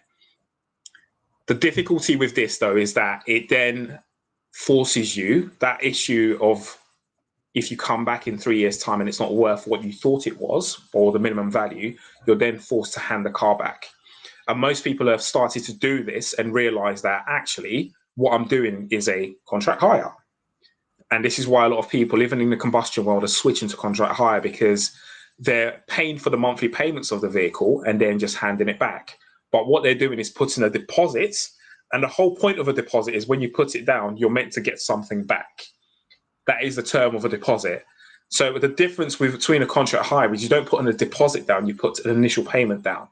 So the way a contract hire works is you would pay, in essence, a total amount for the worth of the car, but what you're doing is splitting that amount in different segments over the month.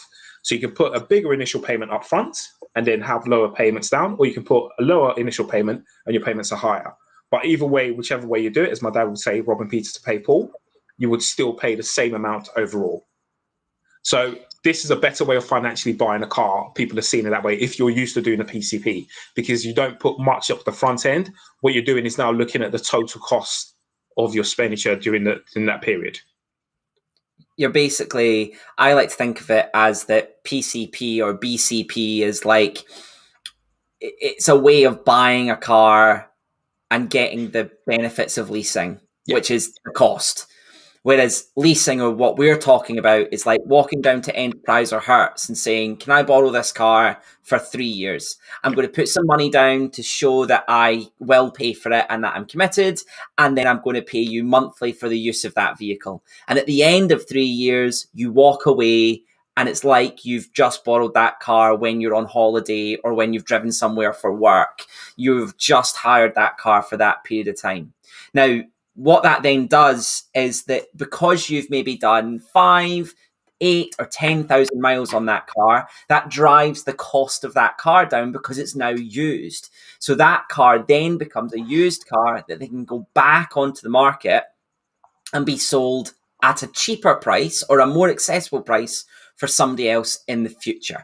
So things like Tesla, I remember when I was at Tesla and we were selling a lot of Model S's, we were working out that in 3-4 years' time, when Model 3 arrived, actually a second-hand Model S, which is a much bigger car, would be about the same price as a brand new Model 3.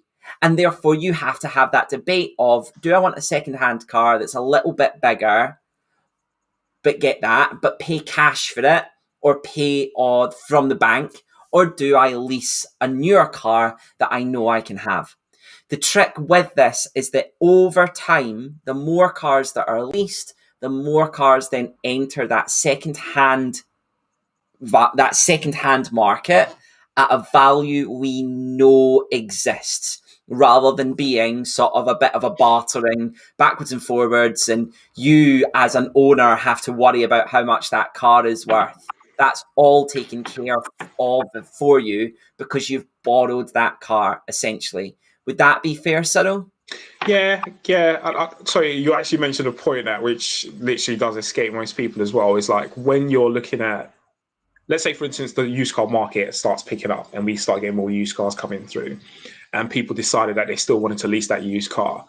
Let's say, for instance, it's like a year-old car. If you ever did that example with a combustion car or did it from a PCP, the difficulty is with a PCP, it's usually a newer car gets a lower rate on the interest. And then the payments compared to, like, let's say a year-old car are quite similar when you're trying to do that, get to an affordable monthly payment. But with a contract hire, it tends to be slightly different because it's still based on a residual. So even though it's just a year old, and there is a timing of this as well. So if it's like a 3-year-old car versus a brand new car, there isn't a comparison because the 3-year-old car will have a less of a residual. But if it's a year-old car, it still has a strong residual, like the brand new car. But because it costs less, that drives it down. Whilst with a PCP, because there's the interest element is thrown in there so much, it actually makes it really uncomfortable to, when you're looking at both the 1-year-old car and the brand new car, they're pretty much quite similar payments on there, which is why there is that disparity in the market when it comes to nearly new cars, as people would call them, versus brand new cars on there as well. So that's something that will probably help out massively once we do have start to get more used cars in the EV circuit. Because I think the thing for me that's so important is that right now, if you go out, my mum has a Fiat 500, a soft top Fiat 500, and she buys a car every 5 or 6 years. And she would need to fork out, to get another 500, because that's all she'd want, she'd need to fork out quite a lot of money up front to buy a Fiat 500 electric. Or she could pay a monthly figure that would feel very alien to her because she's never done that before to get this new 500. Or if let's just take it this way, that I'm now a customer at Octopus, I can come to Cyril, the Fiat 500e fits me perfectly, I take it on salary sacrifice, and I'm paying monthly for it out of my gross salary, and at the end of 3 years, I give it back to Cyril. All of a sudden, that car, I have had a huge benefit out of it because I've saved money on my tax. I've done what I needed to do. I've got to where I've needed to go. And I've added maybe 24,000 miles to that car. My mum can now access that. That would be very illegal for me to put miles on a car just to make it cheaper for my mum. But hopefully people understand that I don't literally mean that's what would happen. But what would then happen is that I would then let Cyril take that car back off of me with no fee for me and no penalty for me and no worry for me, as long as I hadn't wrapped it around a tree. And Cyril could then sell that to my mother at a much reduced cost compared to buying a new one. So it's not for us about consistently getting newer and newer and newer and newer and newer cars out there and having everybody get a new car. What we're really looking to do is for those people that can afford to have new cars, is to get a new car to make those newer cars, or to make those cars more accessible for people in the long term. Is that fair, Cyril? Yeah, definitely.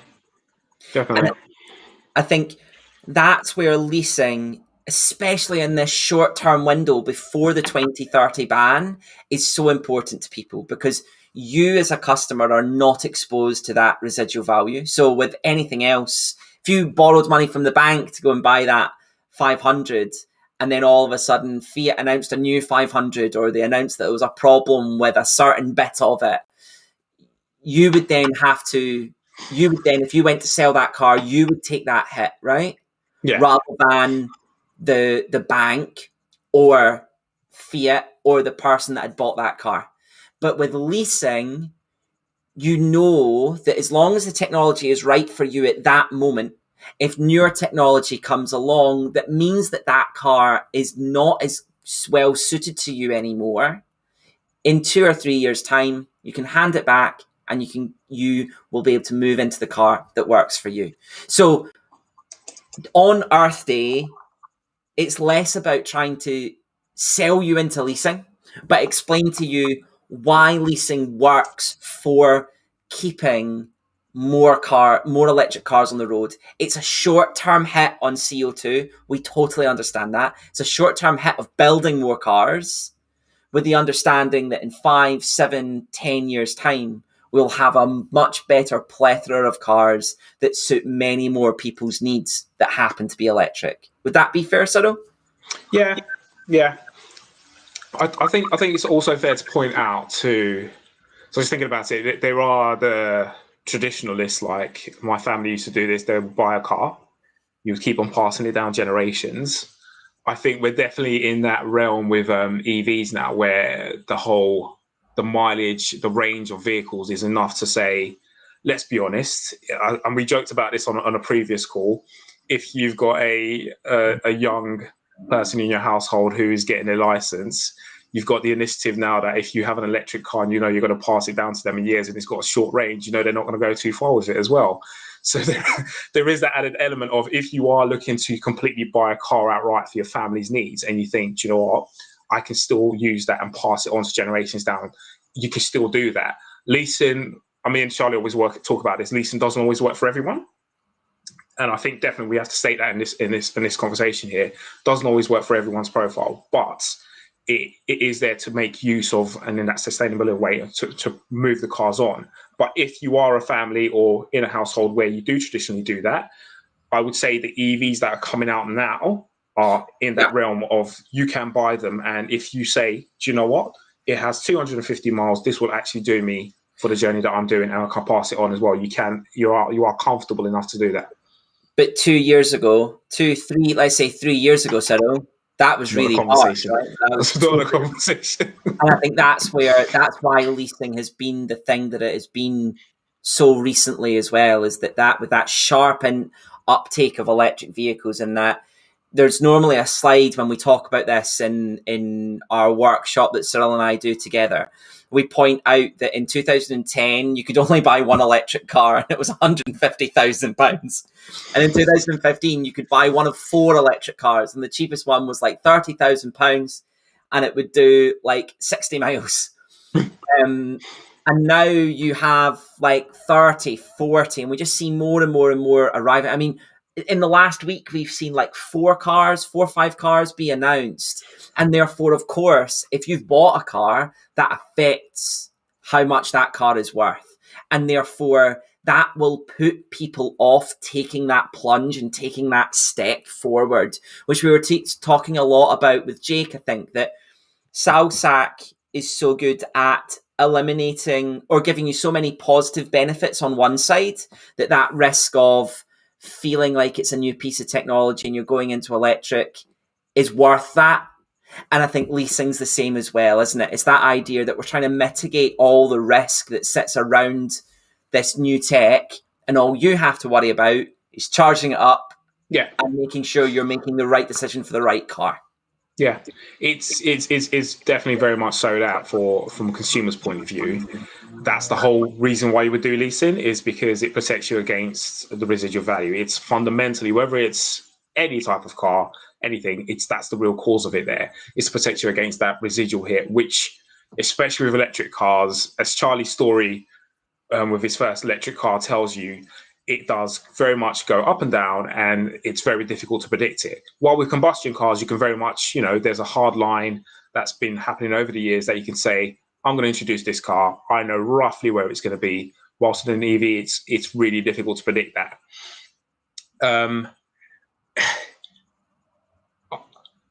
I would say personally myself, if I was like to go out there, I'm looking at, if you have a small company, it's beneficial to do it right now, to look at a business lease, because of the incentives that you have with the government, and also just that factor of the residual value on there. As a business, it's quite difficult to, when you come to the end of the life of a car, to try and sell it when you don't know necessarily what it's going to be worth. That takes that element of difficulty away from you. And that extra admin works because literally all you're going to do is at the end hand the car back. And it's the same with salary sacrifice. In essence, they're the same thing. It's just they're taken off you in a different way. It's just the element of that residual value is taken away from you, and you can just say each month, this is what it's going to cost me. And like Charlie said, I just have to fuel the car up, and that's it.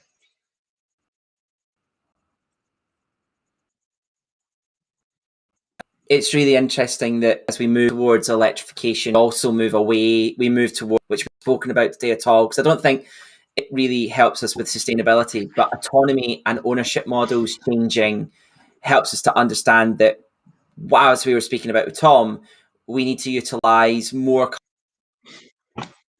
cars. We need to utilize our cars more, and leasing is a stepping stone towards that, isn't it? So as time goes on, we're getting people used to the idea that they own a car for a short period of time and it doesn't really belong to them, rather than you buy a car, you run it into the ground for 15 years and then you throw it away.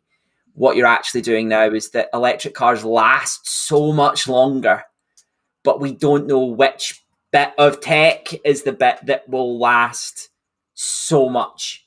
So what we do is that this idea that in 10, 15 years time, you won't own an EV, but a car that will drive itself will come and collect you from your house and take you to where you want to go because it's on your calendar, is where the world is going. Because manufacturers will then be able to utilize that tech so much more. They'll be able to do 250,000, 500,000, 1 million miles on a single car and get more use out of it, at the same time as driving down the number of cars they're building, but allowing those cars to work so much more for what they are. And because of the way electric cars have less moving parts, they're theoretically more reliable. They're also more reliable in real life. But why I say theoretically is because this idea of non-ownership is theoretical right now. You then tie into that idea of being able to surplus the grid as well. If all we did was tomorrow, Cyril gave you a wee phone call and said, hey, I hear you're thinking about an electric car. Would you like me to sign you up to this £300 a month subscription where a car doesn't actually sit on your driveway? You never get to drive it when you just theoretically don't want to. You just have to give me a little phone call and I'll make sure that it arrives in your front door. I don't think very many people would be comfortable with that. But this idea of, like, rather than paying and owning the car, why don't you just pay to borrow it? That helps us, I think, helps people make those steps towards that sustainable future. Would that be fair, Cyril? Or Yeah, it's really difficult with the whole like ownership element with people. You know, taking their mind away from that, because you're absolutely right. When you think about, it's the same thing of, you know, you get your car's worth out of a car when you pay for it. In reality, what does that actually mean when you think about it? You know, my dad used to joke that the only time you get that is if you pay £1,000 for a car and you run it down to the ground. That's when you really get your car's worth, because you haven't paid anything and it balances out. You'd be far-fetched to get a car that's reliable for £1,000 these days anyway. So it's that whole concept of people looking at the amount that they spend on a car, including fueling, insurance, any type of like maintenance that they do on the car, and thinking, how much does that cost me when I keep a car for, let's say, 3 or 5 years or 10 years? Because in reality, most people, when they buy a car completely outright, they normally keep it for 3 or 4 years and then change it. It's a rarity now in this day and age that everyone keeps a car for a long period of time, whether they're buying it or leasing it or doing a contract hire. So it's getting people to understand that whole look at the cost of ownership when you have the car, and then divide that into a monthly payment and say, okay, actually, this is what it's costing me to maintain this way of life, having a car. Because let's be honest, a car is a little bit of a luxury sometimes, depending where you're living. So it's about saying how much it costs for that luxury, and how can we get to that payment if we were to do the subscriptions thing. If, like you said, Charlie, £300, because that's probably what most people are looking in their head that say it's an affordable amount. But £300 never includes your insurance. But if I was to say £300, you don't have to worry about insurance. The car will charge because you're paying for that subscription when you go and plug it back in, and you literally can use it as many times as you want. You know, as when people start to get comfortable with it, and I think you mentioned this prior when we spoke about Uber and people using more Uber journeys now, and so there less people are actually getting a driver's license and driving and going on the road. So that whole switch in the, I'm going to say, younger generation, in their viewpoint of how they use transport, there is where that evolution will come into it. Because, you know, my dad's generation, you buy a car completely outright. My generation now is of the PCP. Now the generation is now contract hire. Now it's moving on slowly onto that subscription, and it will change. It will take a bit of time, but it's just people getting comfortable with not knowing that I don't have to own it, but I can still use it at any time I want. And that's that factor there, where people think I must own it to be able to, you know, use it whenever I want. To have the right to use it. Right? No, go ahead. No, I was going to say, when you think about most households, a lot of the time the car sits on the driveway, especially now during lockdown. Everyone's experienced and thought about, I know I definitely have, how much usage. I mean, before lockdown, we were thinking of getting a second car. And now we're like, do we need one? You know, do we actually genuinely need one? Is there a need for a second car? You know, when the shops for us is just around the corner, we spend a lot of time walking to the shops now. And we only drive once in a while now, even though I know we're coming slowly out of it. It's that whole change in the mindset. And I think that's genuinely helped everyone to look at the way they actually use transport and go around. Yeah, absolutely. I know, we, having spoken about what we spoke about earlier, that idea of these cars being able to supplement that sort of solar energy generation, that wind generation as well, that if you weren't leasing, you then have a lot of money up front that you need to buy a whole load of these systems. And actually, as we look towards the future, we realize that as being part of an energy business, as well as being part of that energy group, we can see how air source heat pumps, for example, which are hugely expensive, could be rolled into the idea of the money that you would maybe pay or not pay on your energy bill. And this same thing can happen with cars as well, looking at how you could supplement how much money you spend on your car by making your car available to the grid to use it as backup or as a balancing system, or to bring more renewables on. And to then open this idea up that you need to go out and spend £35,000 to get that, limits it from a lot of people almost instantly. And therefore, how we do that is all about finding that glue that as we go on. So we're talking about leasing just now. Will we be leasing forever? Probably not. But until we work out how we're going to do that version of Powerloop in the future against that version of what Toby was talking about with the right tariffs, against how we're working out salary sacrifice, against, Cyril, what you're saying about all these residual values, then we start to marry that together once we've got an idea, so that we're not leaving our customers exposed to something that may look really rosy and lovely right now, but in 3 years' time might not be at all. I think buying a diesel car in the late 90s, early 2000s is a brilliant example of that. That wider example is not sort of thought about. We've got a question from Bud, Bud, and everybody that's looking online as well. Just to make you aware, I know we've said it a couple of times now. There's about a 30-second delay between Cyril and I's conversation and your pitch and your messages coming up. So if we do get into a conversation and you've asked a question at one bit, we might have to rewind a little bit to get there. But Bud asks, how do I go about getting one of your cheaper ex-leases cars then? I've heard they all go to trade-only auctions. Very good question. And I think, Cyril, there's something around a bit of an announcement that we made a couple of weeks ago, maybe around being our own leasing business for Salsac now, rather than being a broker, and sort of looking at where that could go with us having more power over the cars that we have, right? Yeah, so definitely, I think the way forward is 100% for us to be self-funding, and especially in leasing side of the business as well. And naturally, that will be able for us to control what happens to these quote unquote ex-lease cars, used cars, whatever you want to call them in that segment. Hopefully, we will move into the segment where we can actually fund them again to someone else at a more affordable cost, or looking in any size on there. You're absolutely right, Bud. It is actually, if you wanted to go and buy one outright, you'd have to go to a trade-only auction, or hopefully find someone out there in the used car market. They are out there who'd want to sell them as well. But naturally, where we want to go with this is we want to get to a point where we can actually fund our own vehicles on the leasing side, and actually when the used cars come back in, actually resell them on and push them forward as well in that same way. In that sense as well, at the very beginning when we were with Elspeth, we talked a lot around Octopus Investments and who they are and what they do and this wider group. And actually, if you look at a lot of what the wider group does as well, there's a lot of fingers and a lot of pies that could give us a lot of help in this area if we decided to do that.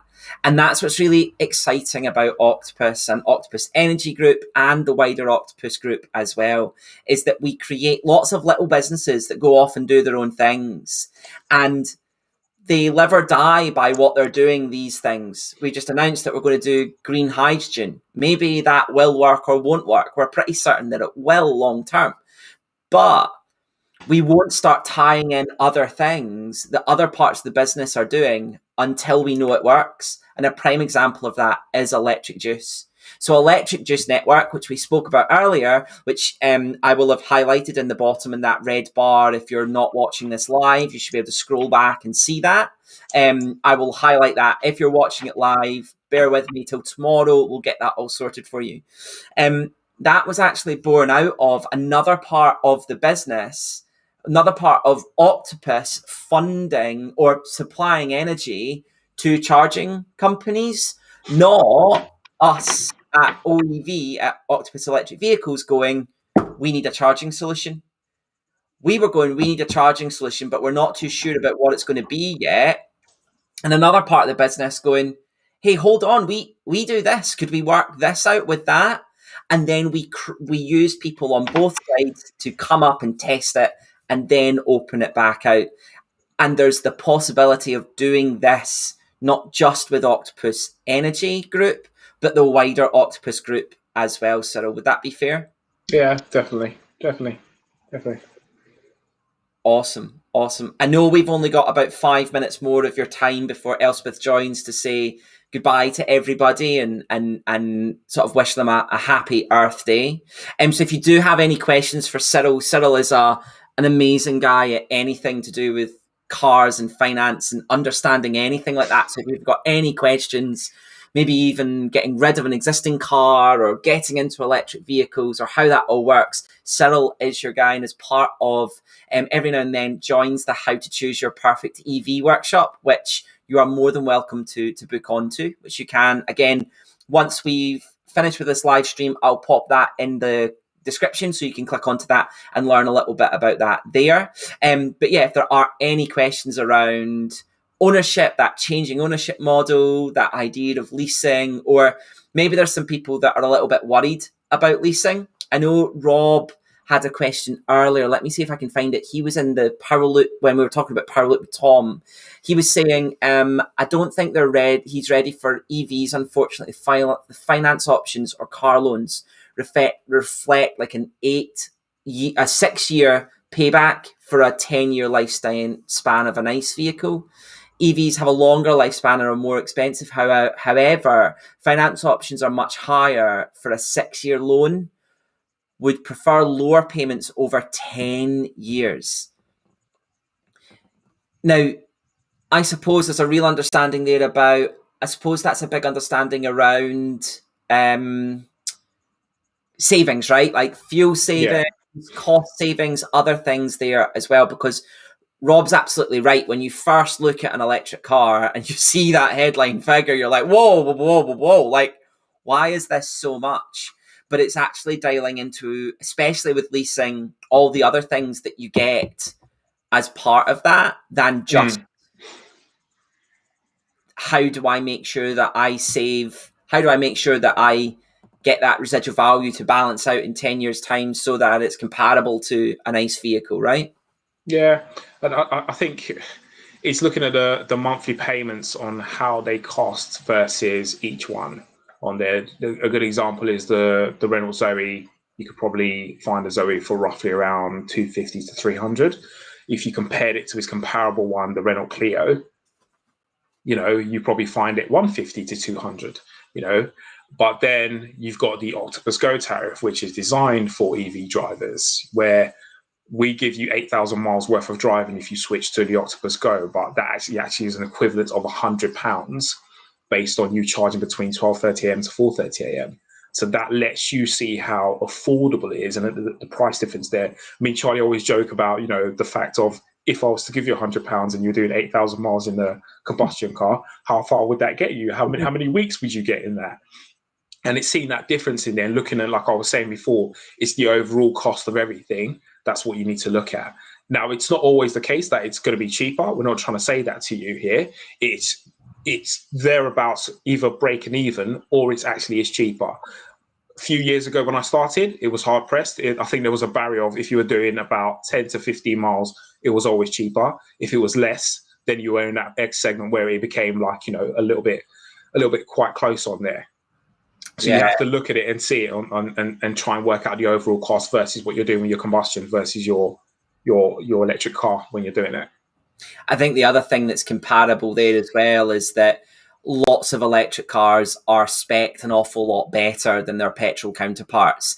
And therefore, comparing a bog standard Renault Clio to a Renault Zoe is not like for like. What you will get in the Renault Zoe is much closer to that much higher end Renault Clio there. And I think another example of that very much so is on Salary Sacrifice. We talk a lot about the Mini Cooper electric, the level 1, because it's like £320 a month. And you could go out and buy a Suzuki Swift for £169 a month. And if I tell you that, I think the one thing that everybody's going to do is go out and buy the Suzuki Swift, because why would I be spending nearly double? But then you realise that your insurance is included in that £320. Your maintenance is covered within that £320. Your damage waiver is covered within that £320. And all you need to do is put electricity in it at about 2p per mile if you're unlucky. If you're lucky, it's a penny a mile. Whereas that Suzuki Swift, you then need to go and get £50 worth of insurance a month. You then need to go and put £100 of fuel in it a month. And all of a sudden, the Suzuki Swift is a brilliant car, but you're getting a car that is worth £170 a month rather than getting a car that's worth closer to 250, £300 a month. And I think that's really, really interesting there.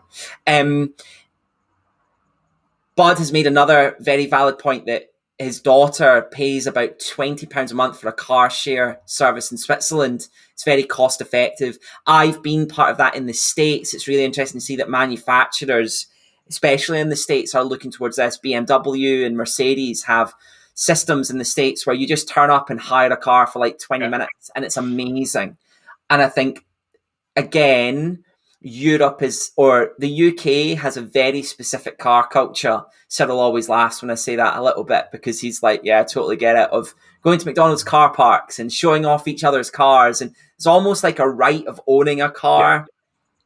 And I think that will take some time to get to that point of that car clubs become a really not kind of fringe or niche thing, but become a real option, and not through not being an option, but through being looked down on a little bit.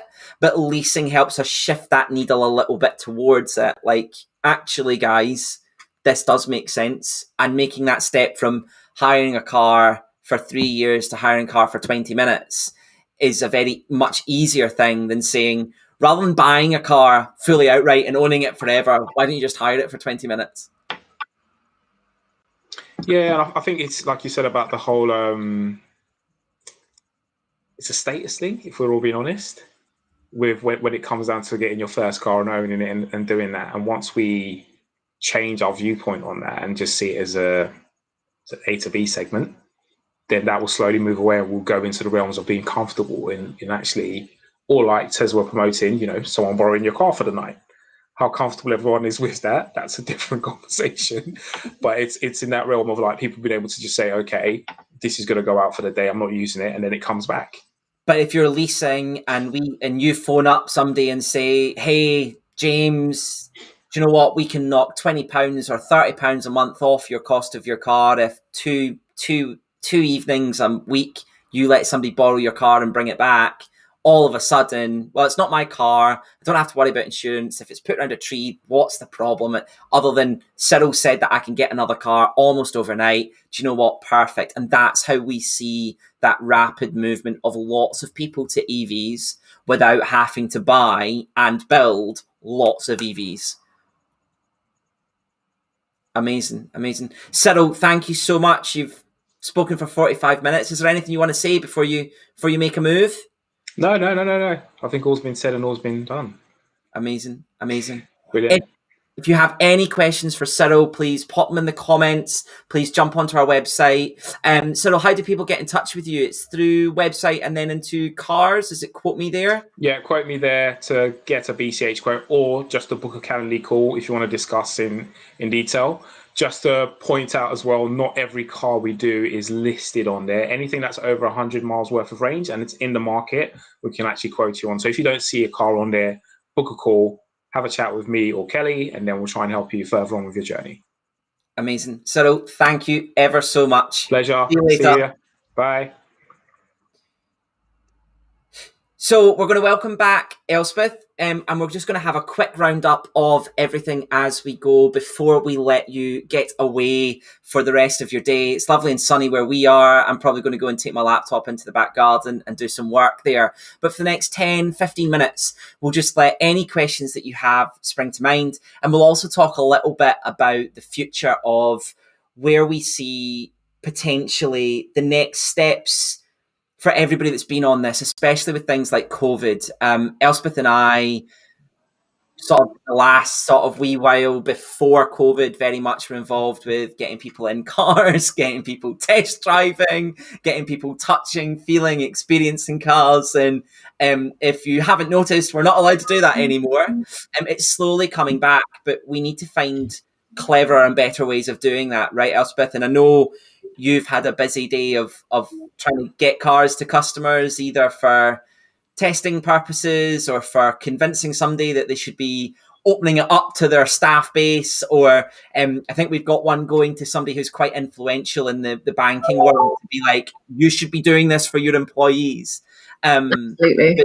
But what are people's next steps? Because very much we've kind of gone from looking at how we get people to test drive the cars and experiencing them to how do we recreate that? So we've got like workshops, we've got the new flow on the website that allows you to sort of spec your own cars or to quote your own cars as well. What are the next steps beyond that? Where do we feel we're going to go? Absolutely. I think where we are building, yourself and myself, we're building a lot of video content at the moment. The Polestar bits that you've built look incredible, and it's a way of being able to experience these cars in the safest and most environmentally friendly way. And I think we all know what a car feels like. If you're looking at a Mini Cooper electric, it's a Mini Cooper, but with a battery inside of it. You know what that's going to feel like. You know how it's going to react when you drive it. It's just going to be a little bit different with that regenerative braking and other, a few little moderations. The things that I find that people are looking to test drive are vehicles like the Polestar, like the Tesla. There are local dealerships, absolutely go and have a look, go and touch and feel. Charlie is our resident EV expert. He is writing blogs and getting some stuff ready to give that petrol head to EV advocate frame of mind, but very honest, very straightforward and clear. Everyone should get in touch. If there's something we can do in terms of helping you get into a car, just even understanding, you've met most of the team functions today. All of our EV specialists, all of our customer service specialists are here to help everyone, and our specialists in electric. So it's really exciting, and anything we can do, absolutely, please reach out. Yeah, totally.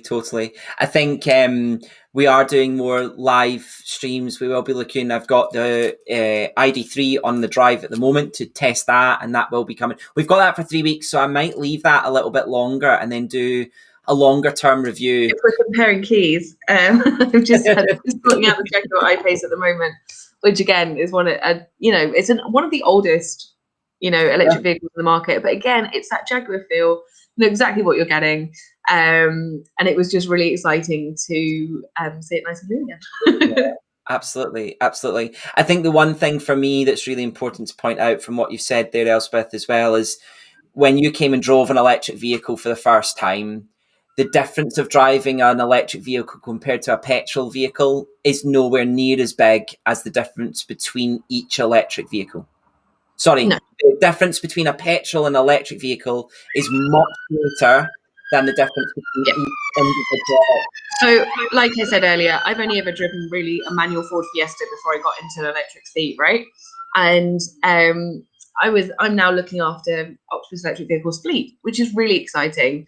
But petrified because I have to go from a BMW i3 to a Jaguar I-Pace to a Tesla, make sure that they're all sorted and drive them to events.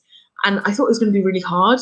I think the hardest thing I found was working out how to adjust the seat because I've got little legs. But other than that, everything is straightforward. That regenerative braking, it's slightly different at each car. You can change those different modes. You get to know these cars and their personalities. But it's simple. And I think you then learn, you can one pedal drive. I've just driven to the car wash to make sure the car's clean. I don't think I touched the brake once unless I pulled up. And it's making sure that you're driving efficiently. It's learning those kind of rhythms of electric driving, which is, hey, I'm coming up to a light. I can see that there's traffic. I'm going to slow down a little bit further, and making sure that you can use that regenerative braking to keep that battery topped up and, slipstreaming and all those sorts of really exciting things. But driving electric, I think, has been revolutionary. I've had so many conversations over the last year and a half, which have been, what about this? What about this? And starting that conversation, and it's often, just an idea. But I think 99.9% of people I've spoken to do get it. And a lot of it is seeing it or seeing the, the videos you make with the acceleration and things like that. It's like, what? And comparatively, cost-wise, and, you can get different things. And it's all about that balance.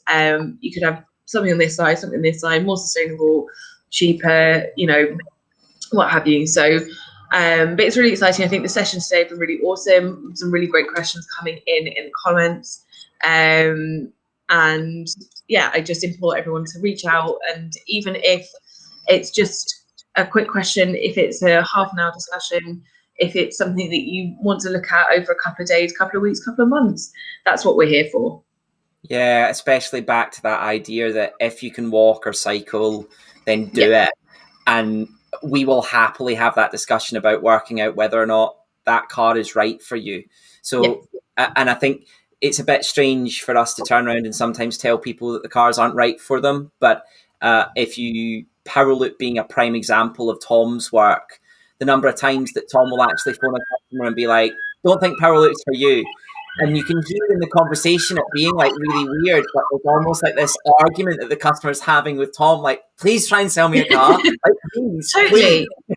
Exactly. And this is where I think I've just seen David's comment that about Powerloop not including the servicing and the insurance. I know that's something that you talked through obviously with Jake and Cyril on the VCH and the Southside side. I think looking at Powerloop as its own entity, it's a trial. And we are bound by particular things in that trial. Not to say that in the future it won't, but as we're closing, I think we had 7 places left as of last night, which is really exciting. 7 places left on this trial. It's slightly bound by those rules and what we can do with that particular trial. Especially as I think when the bit that Cyril and I were alluding to was that salary sacrifice idea, the business stuff that Cyril is mainly focusing on at the moment does not include insurance either. It can have maintenance. Yeah. The only thing I would say about Nissan Leaf maintenance though is that it's a tyre from a Nissan Leaf is an awful lot cheaper than the tyre on a Tesla. And the tyre on a Tesla is £300. If you're spending an extra £20-30 a month on maintenance on a Tesla, that makes a lot of sense. But and also, I think it was something you said to me when I first started, is how many moving parts do these electric vehicles have? We're looking from 200 in a traditional, internal combustion engine. 40,000, Elspeth. Okay. 40,000. But then we're cutting it down to negligible amounts. And I put screen wash in and that's it. And I open up the front and there's nothing. And I'm not engineering minded. I'm not a massive car person. And it's fantastic for me because I don't have to worry about this little thing or where do I get this part for this car, for this, and things change all the time. It is simple.